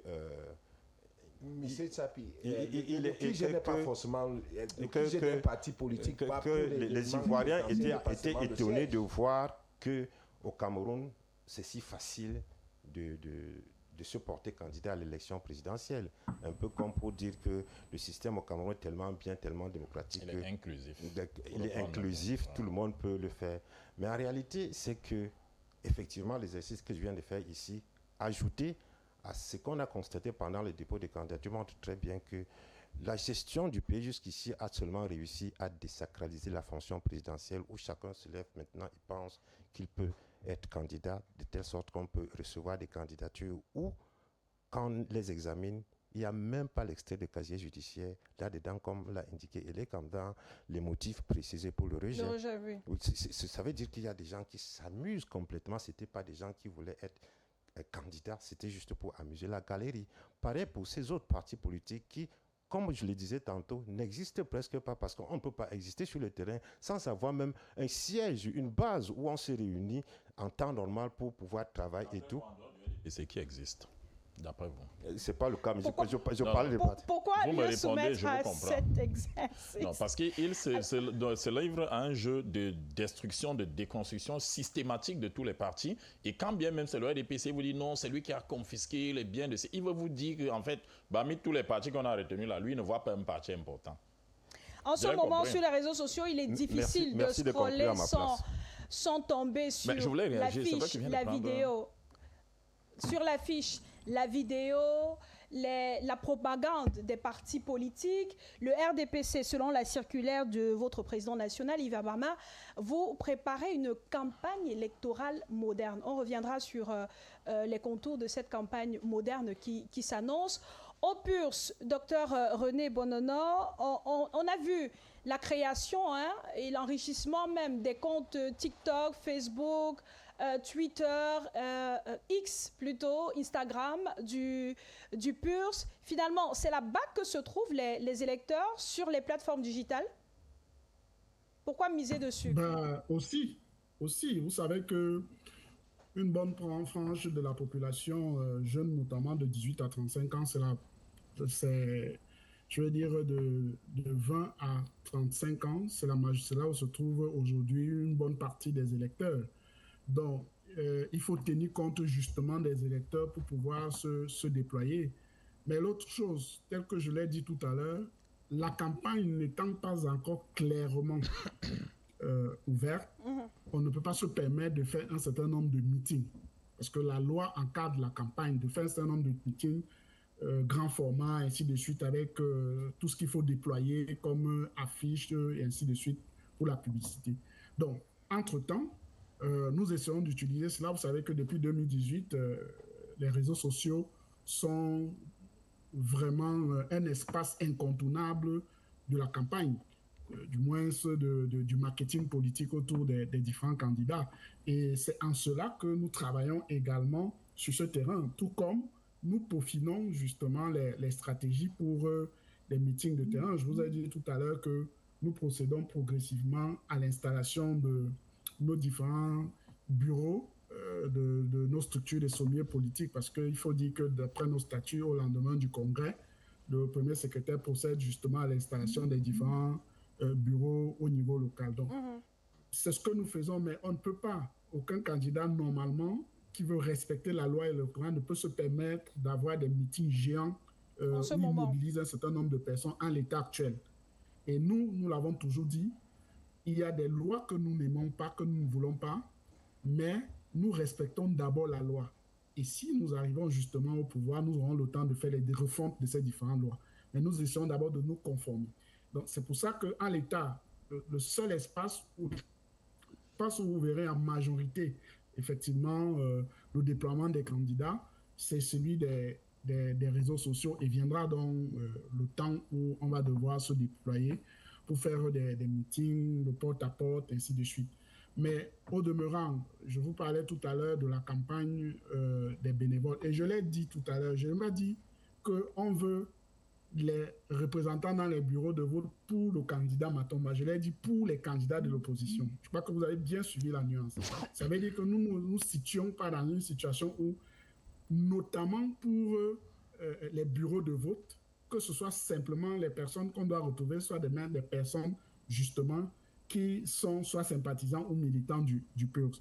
Et ça, c'est l'une des choses autour de laquelle nous allons discuter, ou nous discutons avec certains candidats, parce que je dois rappeler que les concertations ont commencé entre les 12 candidats, notamment de l'opposition. Des échanges se font soit entre 2-3 candidats. Mais je peux déjà vous dire que samedi, il y a une rencontre importante de pratiquement tous les candidats d'opposition qui ont été retenus pour discuter justement des perspectives, soit de coalition, soit d'éventuelles mutualisation. Donc ce travail-là également se fait au quotidien. Ça fait partie du marketing que nous développons. Dans les réseaux sociaux, oui, et on utilise toutes les plateformes parce que vous savez que chaque type de réseau social a un public précis. C'est-à-dire le public que vous avez sur Facebook, c'est pas le même public que vous avez sur Twitter, c'est pas le même public que vous avez sur YouTube, c'est pas le même public que vous avez sur TikTok, Instagram et tout ça. Donc, nous essayons de travailler les contenus pour qu'on essaie de toucher en fonction du type de public fréquenté par le réseau social, afin qu'on puisse toucher l'ensemble des acteurs, que ce soit de nos contenus, de notre programme, ainsi de suite, de la séduction. Parce qu'en fait, c'est ça, on ne le dira jamais assez, c'est la rencontre entre un homme et un peuple. Et il faut donc montrer effectivement que cet homme-là a non seulement les capacités et qu'il est capable de pouvoir, par la qualité de ce qu'il propose et ce qu'il offre, proposer une rupture ou une alternance par rapport aux 43 ans que nous avons vécu jusqu'ici. Yva Baba, le RDPC prépare aussi une campagne moderne avec l'utilisation de nouvelles technologies de l'information et de la communication, du digital même. C'est quoi? On aura sur TikTok, Facebook, Instagram, X, Link, des comptes du RDPC avec des contenus adaptés à chaque cible? Oui, avant de répondre à votre question, je voudrais revenir sur un ou deux éléments. Le consultant demande tout à l'heure comment un parti fait pour connaître qu'il a la maîtrise du fichier électoral. Je vous ai cité une note la circulaire de janvier que le ministre SGCC signe, en un mandat, ça fait 7 circulaires qu'il en a signé. On inscrit de façon ciblée, on accompagne. On appelle et les cas. Oui. Chacun des meetings du RDPC est accompagné par une descente des responsables de l'élection Cameroun que nous faisons venir et qui font un certain nombre de choses. On ne fait pas du bruit. Donc, on nous dit ici qu'on n'a jamais vu le RDPC sur le terrain. Ça me semble amusant. Par exemple, à Douala, où je suis. Vous disiez tout à l'heure que vous maîtrisez vos électeurs. Est-ce que ça suffit à dire que vous maîtrisez exactement qui sont vos électeurs? Ça suffit à dire qu'on maîtrise nos électeurs. Pourquoi? Parce que vous allez vous rendre compte que depuis la refonte du fichier électoral, en réalité, le seul parti qui a été constant dans ces inscriptions-là sur les activités de terrain, c'est le RDPC. On a vu, c'est vrai, on a un peu vu le SDF par le passé, mais dans la plupart des cas, c'est le RDPC. Donc, venir nous dire, et quelque part dans son propos, il a reconnu, il vous dit que non, on ne veut pas d'autres inscrits parce que ce qui est là nous suffit. Ça ne nous suffit pas, on en veut plus. C'est pour ça qu'on continue à faire inscrire. Et j'ai été étonné qu'il s'étonne ou qu'il ne veuille pas que le RDPC accompagne les électeurs à récupérer les cartes. Alors que lui-même dit dans son propos que le SDF appelle les gens à s'inscrire. Si les gens sont si conscients que ça, pourquoi les appeler à s'inscrire? Ouais, il peut arriver que des personnes soient négligentes, il peut arriver que des gens aient d'autres intérêts et qu'ils ne tiennent pas leur citoyenneté, ne leur disent pas, ne soient pas au devant de la scène. Et du coup, les partis politiques sont obligés de descendre sur le terrain pour donner un coup de fouet, s'il te plaît. Pour donner un coup... pas. Oui, laisse, tu vas corriger. En parlant des partis politiques, vous parlez d'obligation. Est-ce que les partis sont obligés de le faire? Non, ils ne sont pas obligés de le faire. C'est-à-dire que c'est un devoir citoyen. Disons que c'est une obligation partisane. C'est-à-dire, un parti ne peut pas rester dans son coin, se croiser les doigts et dire « Ok, j'attends ». Le parti a besoin de se rassurer que là, je vais là. Il y en a qui m'accompagnent parce que j'ai été les sensibiliser. Ils ont été sensibles à mon discours. Vous savez, quand un parti descend dans un quartier, venir sensibiliser les populations et qu'elles s'inscrivent, sa grammaire mentale, et c'est normal, c'est que vraiment, j'ai des partisans, je me sens à l'aise. C'est pour ça que vous allez voir, quand on publie la liste électorale, il y en a qui vous disent que non, ils ont l'impression que ce n'est pas trop ça, parce qu'ils ont fait un travail important de sensibilisation, et quand ils voient le nombre d'électeurs qui s'ajoutent, ils se disent que non, peut-être l'organe électoral a fait sur ça. Les partis politiques doivent travailler, et ils travaillent pour inscrire, et ils inscrivent beaucoup plus leurs partisans. Je prends un cas ici à Douala, vous allez voir des partis qui ne descendent que dans des zones où ils ont le sentiment qu'ils ont des partisans. C'est ciblé, c'est normal. Vous voyez? Donc, je vais revenir sur la question que vous posez et qui est relative à la campagne moderne. Vous savez, aujourd'hui, on ne peut pas faire la campagne comme on la faisait dans les années 80-90. On ne peut pas. Il faut adapter cette campagne à l'aide du temps. Il faut aller là où les Camerounais sont. Et vous savez, les Camerounais sont de plus en plus jeunes. Il faut aller les trouver dans leur réseau. C'est vrai. Il y aura toujours la communication classique sur les plateaux de télévision, les médias, les radios et autres, mais de plus en plus, il faudrait intégrer les nouvelles technologies de la communication.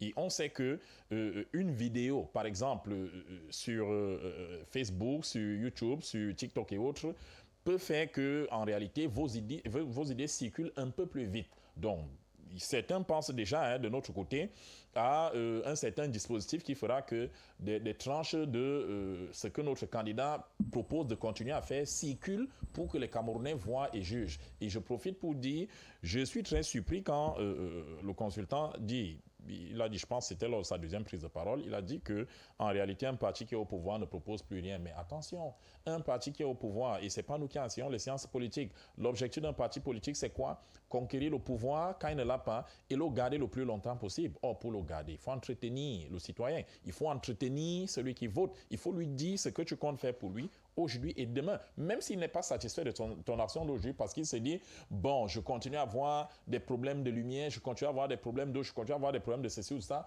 alors que tu as un service en fonction, tu me promets encore que demain je vais faire ci ou ça. Et nous sommes là pour leur dire, vous avez des problèmes parce que toutes les sociétés modernes ont tous les problèmes que nous avons.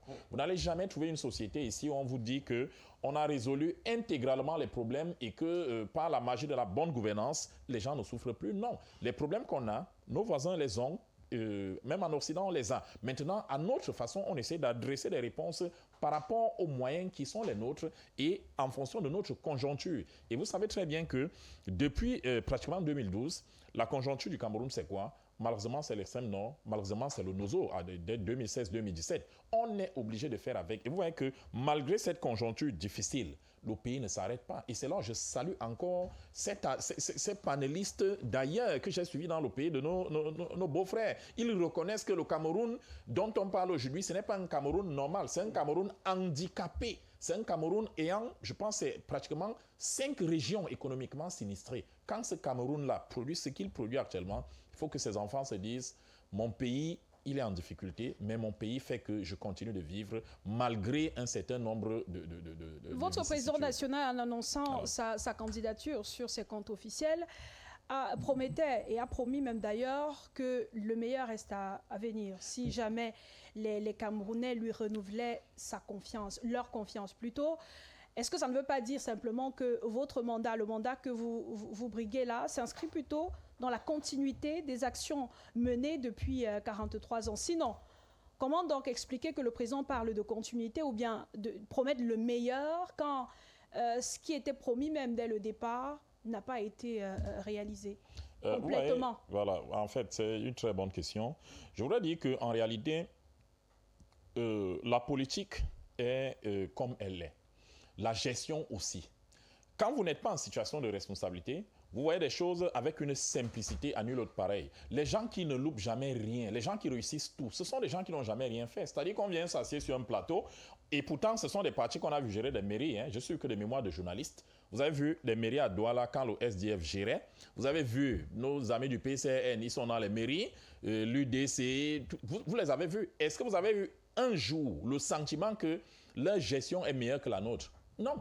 Je peux vous dire que la mairie SDF de Douala 3, je dis SDF, lors de la législature où on les a enlevés, je vous assure que les populations criaient déjà de ce côté. Mais depuis que le RDPC a repris, il y a moins de cris. Vous voyez, donc les gens vous disent, oui, il y a des cris parce que nous sommes dans des sociétés humaines. Dans aucune société, vous ne trouverez la perfection. Il y a des choses qu'on fait, il y a des choses qu'on réussit et d'autres qu'on manque. Il y aura toujours des manquements. Et par rapport à nos manquements, donc, et là, je viens au propos du président de la République, nous disons aux populations, nous allons nous corriger.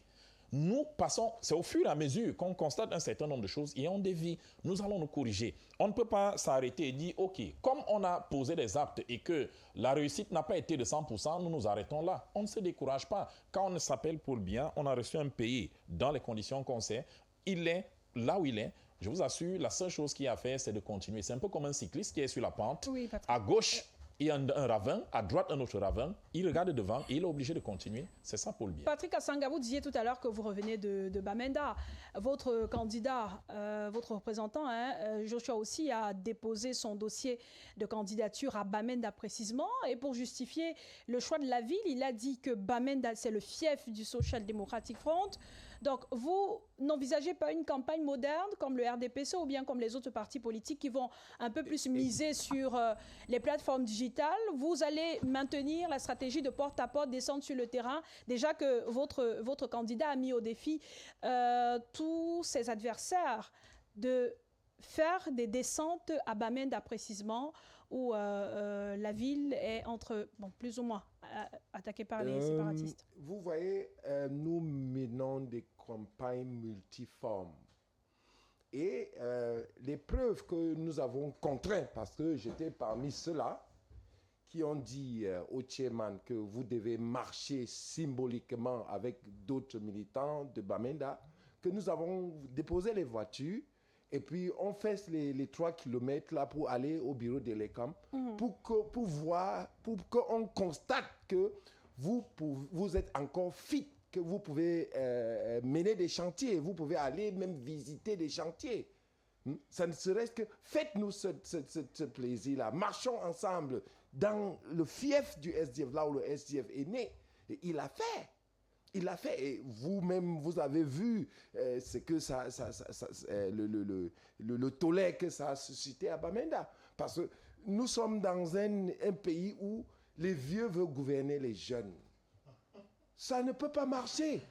Maintenant, quelqu'un qui ne connaît pas ce que c'est le TikTok, il dit qu'il veut mener une campagne sur TikTok. Comment? Vraiment, on va où là? Vous voyez un vieux papa assis chez lui. quand vous lui dites TikTok, il sait que TikTok c'est quoi? Et les gens viennent parler à son nom. Pourquoi on fait ça? Yves Abama. On ne peut pas faire ça. Donc vous n'allez Il y a des jeunes qui sont plus vieux que les vieux. Hein. Donc vous n'allez pas choisir TikTok? Fais attention. Ce n'est pas, parce que ceux qui disent qu'ils veulent mener une campagne moderne, le président bien est sur les réseaux sociaux depuis des années. Ils vont envoyer les gens à écrire les choses à leur nom. En 2018, il a annoncé sa campagne. Ce que vous faites là, quand ils vont vous faire ça, ne pleurez pas. Patrick Assanga, que fait le SDF actuellement? C'est ça la question. Une campagne multiforme. Nous étions à Motengue. Par quel moyen? Est-ce que vous allez aussi opter pour les réseaux sociaux, les nouvelles technologies, l'information comme les autres? Sur les réseaux sociaux, nous sommes présents sur le terrain. Le 25, on était le 26 mai. La date de naissance du SDF, on était chez moi, dans mon village, à Babatou. Et on a fêté les 35 ans à Motenguene en marchant. On n'a pas vu les images. Vous avez vu ce que vous avez voulu voir. Nous, on vous attend. Parce que vous croyez que le Cameroun, c'est seulement Douala et Yaoundé. C'est terminé. Le SDF est au nord. Et vous faites vos choses que vous faites ici, Douala, Yaoundé. Mais depuis, vous parlez plus. Mais depuis Patrick Assanga, vous parlez plus de Bamenda du nord-ouest. Vous ne misez que sur cette région-là, sur cette zone. On ne peut pas parler d'une cohésion sociale sans intégrer ces zones-là. Il faut aller toucher de doigt et faire à ce que ces concitoyens-là participent à cet édifice qui est le Cameroun. Parce que le SDF, c'est un parti qui porte l'ADN du One Cameroun. Sinon, on aurait opté, malgré toutes les menaces, les kidnappings, on aurait opté pour la sécession. Nous, on a dit non. Et vous savez ce que ça nous a coûté. Et ça a coûté des vies à nos militants. Et à l'occurrence, le sénateur Kemende. Donc, on ne peut pas venir se réduire à Douala ou Yaoundé, on est vous. Mais le chairman aussi a été élu où? Il a été élu où? Ceux mêmes qui disent qu'ils sont de l'opposition, venant du SDF, ils ont mis pied à Bamenda. Donc, j'ai entendu un autre opposant dire que s'il y a les élections, si les gens partent aux élections avec les conditions actuelles, ça veut dire que l'État jacobin cautionne la séparation du Cameroun. Sauf que lui, il veut partir à l'élection maintenant. Et il nous disait, nous, qui connaissons le problème anglophone, de ne pas aller aux élections.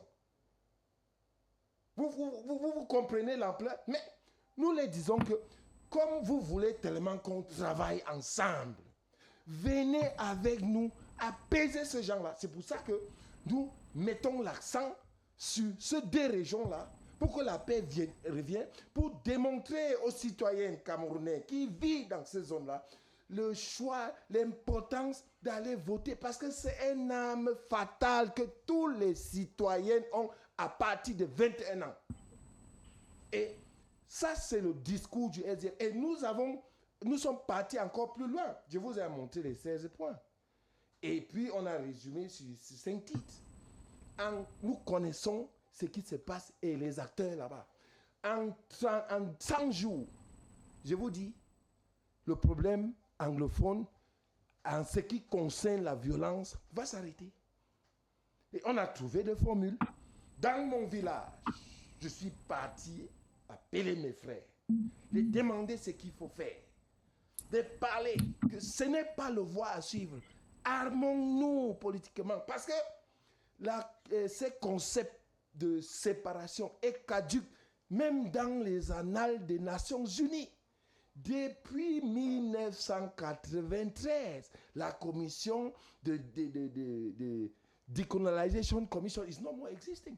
So we know these things and we are better equipped to tell our population. Donc pour vous, la stratégie de porte-à-porte est celle qui marche, qui a plus de poids et plus d'impact en ce moment. Donc on est sur la porte-à-porte, oui, parce qu'il faut toucher des doigts, et on est aussi dans les réseaux sociaux pour faire comprendre aux gens qui mènent les camps, qui sont restés là-bas et toujours envoyer les discours de... Vous savez que moi, je suis de la diaspora. Allez conclure, Patrick Assanga. Donc, nous disons que pour qu'il y ait une cohésion sociale, il faut toucher des droits et rencontrer ses citoyens. Et puis, envoyer le message dans les réseaux sociaux que ça se joue ici au Cameroun et sur le terrain. Merci. Ça, Roland Tsapi. Que nous voyons dans les réseaux sociaux. On est en plein dans la phase préélectorale et les partis politiques s'activent sur les réseaux sociaux notamment. Très peu font des descentes sur le terrain. La plupart, tous les partis politiques en ce moment ne peuvent organiser de meetings gigantesques puisqu'il faut attendre l'ouverture de la campagne électorale proprement dite 2 semaines avant l'élection présidentielle. Est-ce que ces stratégies-là ont véritablement un impact sur les électeurs, que ce soit l'option des réseaux sociaux ou l'option du porte-à-porte dont parlait Patrick Assanga? Est-ce que ce n'est pas plutôt le message qui est renvoyé à travers ces stratégies-là qui passe plus que les stratégies elles-mêmes? Avant de répondre à la question, je voulais rectifier quelque chose qui a été dit tout à l'heure. C'est un militant du STF qui m'a envoyé un message pour rappeler qu'effectivement le STF a un siège depuis 9 mois au niveau de Bessengue à Douala et que c'est depuis lors là qu'ils font leur réunion. Ça, c'est pour rectifier sur ce côté. Et qu'effectivement, c'est le même militant du STF qui le dit, le PUR a son siège national au niveau de Bonabéry. Ça, c'est le rectificatif qu'il a voulu apporter par rapport à ce qui a été dit tout à l'heure. Maintenant, je voulais préciser encore une autre chose par rapport à l'électorat dont on parle, la maîtrise de l'électorat. J'insiste pour dire que c'est une tricherie pour un parti politique de dire qu'il maîtrise son électorat parce que, qu'on le veuille ou pas, l'élection, c'est quelque chose de secret. De secret. Et donc, quand on s'est débrouillé à mobiliser les gens à aller s'inscrire et pour retirer leur carte, on s'en tient à ça parce qu'après, l'électeur est supposé aller s'exprimer vraiment de manière libre quand il est dans l'urne. Donc, je crois que c'est quelque chose qu'il ne faudrait pas accepter dans un système normal qu'un parti politique dise qu'il maîtrise son électorat. Non. On peut penser que, OK, tel qu'on a mobilisé, on peut estimer qu'on peut avoir tel ou tel, mais parler de maîtrise, il y a un problème par rapport à cela. Donc, à côté de ça maintenant, les stratégies qui sont utilisées pour la campagne, normal que les réseaux sociaux soient mis à contribution aujourd'hui et de manière assez forte et de manière assez perverse aussi, parce qu'en même temps, vous savez qu'en ce moment, en période de campagne, et ce n'est pas le propre du Cameroun, c'est le propre de presque tous les pays, c'est aussi la période de la manipulation à outrance. Et les réseaux sociaux sont aujourd'hui les moyens par lesquels on touche le maximum de personnes en un temps record. Et c'est là également que passe la manipulation à travers la désinformation, à travers la mésinformation, à travers les fake news et tout. Il y a des discours de haine même. Les discours de haine et tout ça, ça participe de ce que les partis politiques font maintenant pour... Et là, il ne faut pas leur en vouloir. J'explique bien que c'est les méthodes utilisées par les partis politiques pendant cette période. Et ils le font de manière normale parce qu'ils se disent que plus on désinforme, plus on manipule par rapport à tel ou tel autre candidat, mieux ça peut être pour nous. C'est pour cela que dans ce cas-là, effectivement, il y a des règles, même s'ils ne sont pas appliquées, de l'antique par exemple, et autres contrôles de la cybercriminalité qui devraient veiller à ce qu'il n'y ait pas de débordement, même comme la loi existe au Cameroun, même comme l'application pose un problème. Donc, pour les réseaux sociaux, on ne peut pas s'en passer aujourd'hui. Et comme je t'ai en train de dire, malheureusement, au lieu qu'on retienne davantage les messages forts qui devraient être divulgués par les partis politiques, ce qui domine, malheureusement, c'est plutôt les discours de haine, ou plutôt ce qu'on retient le plus facilement, c'est ces discours de haine, de mésinformation. Vous allez voir une petite information qui dit qu'on a arrêté tel, et ça circule le plus rapidement possible dans les réseaux sociaux par rapport à un message comme la politique sanitaire dans les 5 premières années de mon règne, ce sera telle ou telle chose. Ça passe pas aussi facilement. Donc, c'est pour dire que si vous faites un sondage aujourd'hui au sein de l'opinion du public cybernétique pour leur demander s'ils ont retenu quelque chose des programmes politiques jusqu'ici diffusés là-dedans, très peu seront en mesure de dire que j'ai retenu telle chose. Par contre, si vous leur posez la question de savoir qui est le plus détesté ou bien on a insulté qui aujourd'hui, ils seront très prompts à le faire savoir. Donc, je crois que les partis politiques devraient tenir compte de ça. Savoir qu'effectivement, on ne peut pas se passer des réseaux sociaux, mais en même temps, il faut savoir les utiliser, les canaliser et surtout travailler à sensibiliser les officines. Parce que je peux vous rassurer que chaque parti politique a pour ceux qui sont sérieux, qui veulent aller loin, ils ont des officines créées avec des groupes de cyber, d'experts en cybersécurité ou bien ils ont des cyber-milices. C'est ça, je veux dire. Des cyber-activistes qui sont là effectivement pour créer inventer des informations qu'on dilapide sur tel ou tel, ainsi de suite. Et encore donc, qu'aujourd'hui, il y a l'intelligence artificielle. Qui permet, heureusement qui permet de faire le fact-checking. Même si on l'utilise à de mauvaises fins en ce moment. C'est aussi ça. Il y a également l'intelligence artificielle qui permet malheureusement de fabriquer des disques ou des interviews et autres choses juste dans le but de la manipulation. Donc, c'est un couteau à double tranchant.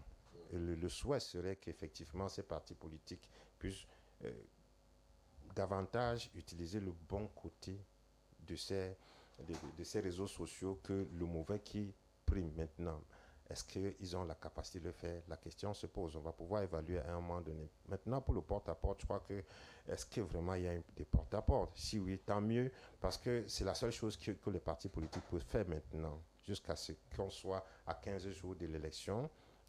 Quand on va s'ouvrir effectivement la campagne électorale. Mais comme je vous disais tantôt, même après l'ouverture, je ne suis pas sûr que vous verrez beaucoup de partis politiques sur le terrain en train de faire des campagnes. C'est pas évident. Parce que c'est pourquoi il faut miser sur ces réseaux sociaux. Et surtout, cette période-ci même, surtout. Même à cette période-là, vous allez voir que beaucoup vont plutôt être assis quelque part en train de diffuser des messages dans les réseaux sociaux parce que pour faire une campagne électorale, pour organiser un meeting, il faut les moyens. Sérieusement, ça coûte sérieusement et comme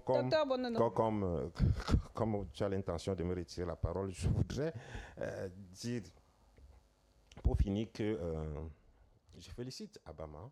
Je pense que ces recruteurs doivent être très contents de lui, son parti doit être très content de lui par sa capacité à pouvoir travailler à diluer le message et laisser penser que ce n'est que ce que le RDPC fait et n'a jamais que bien fait. Ce qui est un travail de fond et je pense que les autres partis devraient pouvoir copier cet exemple. Le RDPC fait un travail de fond depuis au moins 4 mois avec ses communicants. Comment il a même affecté dans chaque média, quelqu'un qui doit intervenir chaque jour si le RDPC est sollicité dans le débat. Ça, c'est un travail formidable. Ce que très peu de partis politiques le font. font. Et ils sont tous briefés par rapport au discours qu'il faut tenir sur les plateaux, aux éléments du langage, au nombre de fois il faut prononcer le nom du champion, comment le bilan était superbe et tout ça. Et je dis par rapport à ça, je dis bravo à Abama, il doit être bien primé et félicité par ça. Et ça nous amène à la question de fin, Yves Abama. Alors, on a pu rattraper le docteur Bonono, on va commencer par lui. La question de fin sur la nature, la qualité du discours qui est prononcé en ce moment à l'attention des électeurs. Est-ce que c'est un discours du genre votez pour notre candidat, votez pour nous, ne votez pas pour les autres, ou alors il y a un éveil de conscience qui est fait, il y a une sensibilisation particulière ou bien un discours particulier qui leur est transmis? Un discours qui est tout simplement l'ADN du PURS. Je dois rappeler que notre projet de société est fondé sur l'éducation. Et nous ne cessons de rappeler à nos militants et sympathisants que nous devons être les premiers à avoir des attitudes responsables lorsqu'on se retrouve dans des milieux. Vous pouvez le constater, depuis que l'espace public est infesté justement parce que le consultat appelait des insultes, la délation, ainsi de suite, vous allez rarement trouver le plus dans ce genre de contexte depuis des années. Nous avons fait le choix d'avoir une attitude d'information, d'éducation et de communication dans notre façon de nous déployer. Et c'est justement vers cela. Nous ne parlons pas des autres candidats. Nous respectons tous les candidats parce que justement, nous savons que ce n'est pas évident de pouvoir compétir à une élection, même la plus simple qui puisse être dans notre contexte. Donc, ce que nous avons à faire, c'est de travailler sur les éléments de langage, parler de notre programme, de notre projet de société, pour utiliser les concepts, pour expliquer aux Camerounais. D'ailleurs, nous n'avons pas le temps de nous intéresser, parce qu'il faut expliquer effectivement notre projet de société, parler de ce que nous savons et de ce que nous pensons offrir aux Camerounais. Pas d'insultes. D'ailleurs, je peux vous rappeler que chaque fois que nous avons des représentants sur les plateaux, il y a une équipe qui suit le discours qui est prononcé. Et dès que nous sentons que quelqu'un veut dévier en termes d'invective ou de ceci d'un candidat, on le lui rappelle même sur le plateau. Ce n'est pas nécessaire. Nous ne rentrons pas dans l'insulte. Et nous avons fait la campagne en 2018 dans ce sens-là. Et nous allons y rester. C'est d'avoir un discours responsable. Et je pense d'ailleurs, madame, que pour nous, nous avons toujours pensé que la meilleure façon justement de contrarier le RDPC, notre adversaire, c'est d'aller avec un discours responsable. Je peux vous faire observer qu'après 92, l'une des élections qui a été la plus animée, la plus compétitive, ainsi de suite, c'est celle de 2018. Pourquoi? Parce que l'élection, la campagne de 2018 était axée sur les programmes. Chacun parlait de son programme, on pouvait se contredire programme par programme, mais sans insulte. Les Camerounais ont été fiers de voir comment les gens peuvent parler de leur pays sans que ça ne baisse dans l'insulte. Et justement, on a vu des meetings, des gens s'intéresser à la politique, ainsi de suite, reprendre effectivement le goût pour la politique.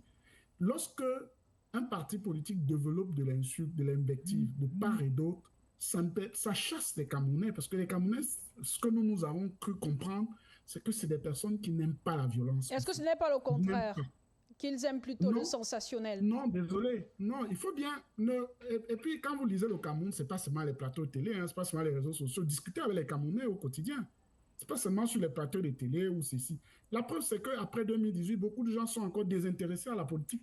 Pourtant, on a vu une effervescence assez importante. Parce que ce climat, justement, d'invectives, de fake news, de création de ceci, d'insultes des gens à gauche, à droite, ça ne participe pas de la compétition saine en politique. Participe pas. Il peut y avoir des situations de dénonciation, mais que ce soit basé sur des faits et que les acteurs peuvent s'expliquer. Mais lorsque les candidats, notamment de l'opposition, rentrent dans la logique de l'insulte, de l'invective, ça plaît plus au RDPC, parce que là, ils n'ont plus le temps de défendre un bilan. Tout ce qu'ils vous diront, c'est que voilà, c'est des personnes irresponsables qui n'arrivent même pas à faire ceci. Restons sur les discours, parlons de nos programmes, programme contre programme, discutons de ce que nous voulons faire du Cameroun et que les Camerounais puissent, à partir de cela, choisir le candidat qui va leur convenir le plus. En tout cas, nous, c'est notre ligne. Et c'est exactement comment nous allons rester. Vous pouvez constater mon attitude personnelle sur le plateau. On peut ne pas être d'accord. Merci, Dr Bonono.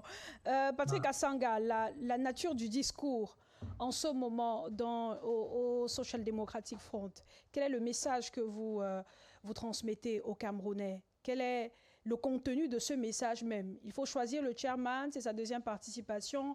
Vous savez que le SDF existe depuis, ainsi de suite. C'est quoi le discours aujourd'hui en phase avant le début de la campagne électorale? Le SDF a un discours plutôt rassembleur qu'un discours focalisé sur le chairman aussi. Parce que quand vous lisez la scène politique camerounaise, vous allez constater qu'elle est toxique. Mais au SDF, on est resté serein. On est resté serein parce que les objectifs sont clairs. Nous disons aujourd'hui, après tant de longues années, sans vantardise, avec toute humilité, que on doit quitter, on doit faire la rupture avec un système du gouvernant qui ne marche pas. Et vous allez constater que le indirect rule dont incarne le SDF avec son programme fédéral, la majorité des partis politiques sont en train de parler aujourd'hui. Et nous sommes contents que, au moins, sur cette base-là, quand on aura retenu tous les candidats qu'on a retenus, on peut maintenant discuter sur une coalition. Est-ce qu'on veut faire la rupture ou bien on veut faire dans la continuité? Ceux qui veulent hériter des systèmes, ils peuvent se coaliser et continuer à chercher à faire comme le RDPC. Ceux qui veulent faire la rupture, qui veulent changer le forme d'État, ils vont se coaliser. Donc votre discours est fédérateur en ce moment. Pour nous, pour l'instant, allons trouver toutes les personnes qu'il faut. Quand on aura ciblé, tout recueilli, parce qu'il ne faut pas seulement vous fier à ce que il y aura les candidats qu'on a validés, qu'on va valider. Évidemment, le Conseil constitutionnel va se prononcer. Après ça, les partis politiques retenus vont s'asseoir et ils vont parler entre eux. Donc, imaginez-vous, avec 40 machins, les gens sont sortis les partis politiques de leur tiroir de chambre, disent que vous allez coaliser avec eux. Quel est le rapport de force? Est-ce que ça a un sens? Donc, nous disons que attendons voir quand on aura ciblé. Et puis, chaque parti va venir avec son ADN. Si tu es un parti fédéral, on va faire avec vous. Si vous êtes un parti d'extrême droite comme les RDP6 avec des alliés français. Donc vous aurez l'occasion d'examiner l'offre de ces partis-là. Yves Abama, l'enjeu aussi pour le RDPC, c'est de regagner la confiance des Camerounais. La nature du discours sera laquelle? Présenter le bilan ou faire de nouvelles promesses? Bon, je pense qu'on va faire les deux. Hein. On va faire les deux parce que, vous savez, le RDPC, c'est un parti qui se projette. L'autre bilan, on va le défendre. Si c'est le bilan de 7 ans, on invitera M. Tiroma, M. Bello à venir à nos côtés défendre ce bilan de 7 ans parce que le septennat, on l'a mené ensemble. Mais si c'est le bilan de 40 ans, on ira chercher M. Kamto et autres également pour défendre ce bilan-là. Donc, on va défendre notre bilan. Et je dis à nos alliés, je dis à nos différents alliés, de ne pas rougir parce que notre bilan est bon. Il est positif. Il est positif pourquoi? Il est positif parce que quand vous essayez, non, du tout, aucune comédie. Quand vous essayez de voir la marche du Cameroun de 1982 à aujourd'hui, vous prenez secteur par secteur, je vous assure, on a fait beaucoup de choses. Le président Biya a fait beaucoup de choses. Maintenant, il manque beaucoup. On ne peut pas dire qu'il a fait beaucoup de choses et puis le Cameroun c'est parfait. Non, il y a beaucoup reste à faire. Peut-être que certains diront, on aurait pu faire mieux si on avait corrigé un certain nombre de choses. Et vous voyez, plus on avance, plus on essaie de corriger ces errements. Et du coup, on a des éléments sur lesquels on peut se fonder pour dire aux Camerounais de nous faire confiance. Faites-nous confiance, on a déjà fait ceci. Donc ce sont ces éléments-là que vous présenterez aux Camerounais. Il y en a qui sont en compétition avec nous. Ils ne peuvent pas, même comme ils ont géré des mandats parlementaires, des mairies et autres, ils ne peuvent pas dire aux populations, faites-nous confiance pour cette gestion-ci. Non, ils ne peuvent pas le dire. Merci, ils ont un mot à la bouche, c'est le RDPC. Roland Tapi, 30 secondes. Le moment du bilan viendra évidemment. Pour le RDPC. Avant le moment du bilan et même le moment des projections pour les autres partis, je crois qu'il faut qu'on retienne qu'en fin de compte, nous sommes tous Camerounais. Après une élection qui passe, le Cameroun reste. Les élections, c'est pour porter des hommes à la tête de l'État, mais après les hommes, le Cameroun reste et c'est notre patrimoine commun que nous aimons tous. Et pour cela, il va falloir que pour ceux qui ont déjà été là, s'ils ont constaté qu'ils n'ont pas encore donné le minimum de bien-être pour le Camerounais, qu'ils puissent permettre qu'il y ait une alternance après 43 ans aux autres qui viendront en ayant conscience que le cri du peuple, ce n'est pas parce qu'on ne veut plus d'un système vieux, mais parce qu'on veut d'une nouvelle façon d'être et devrait s'appliquer à le faire. Merci à tous, merci. Je rappelle que nous étions avec Yves Abama. Merci Yves Abama.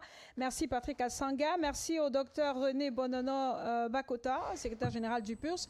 Merci Roland Tapi, merci à vous à la maison de nous avoir suivis, à la radio, sur Radio Balafon, merci également. Rendez-vous demain 19h30 sur Balafon Télévision et 20h sur Radio Balafon pour Tribune présidentielle.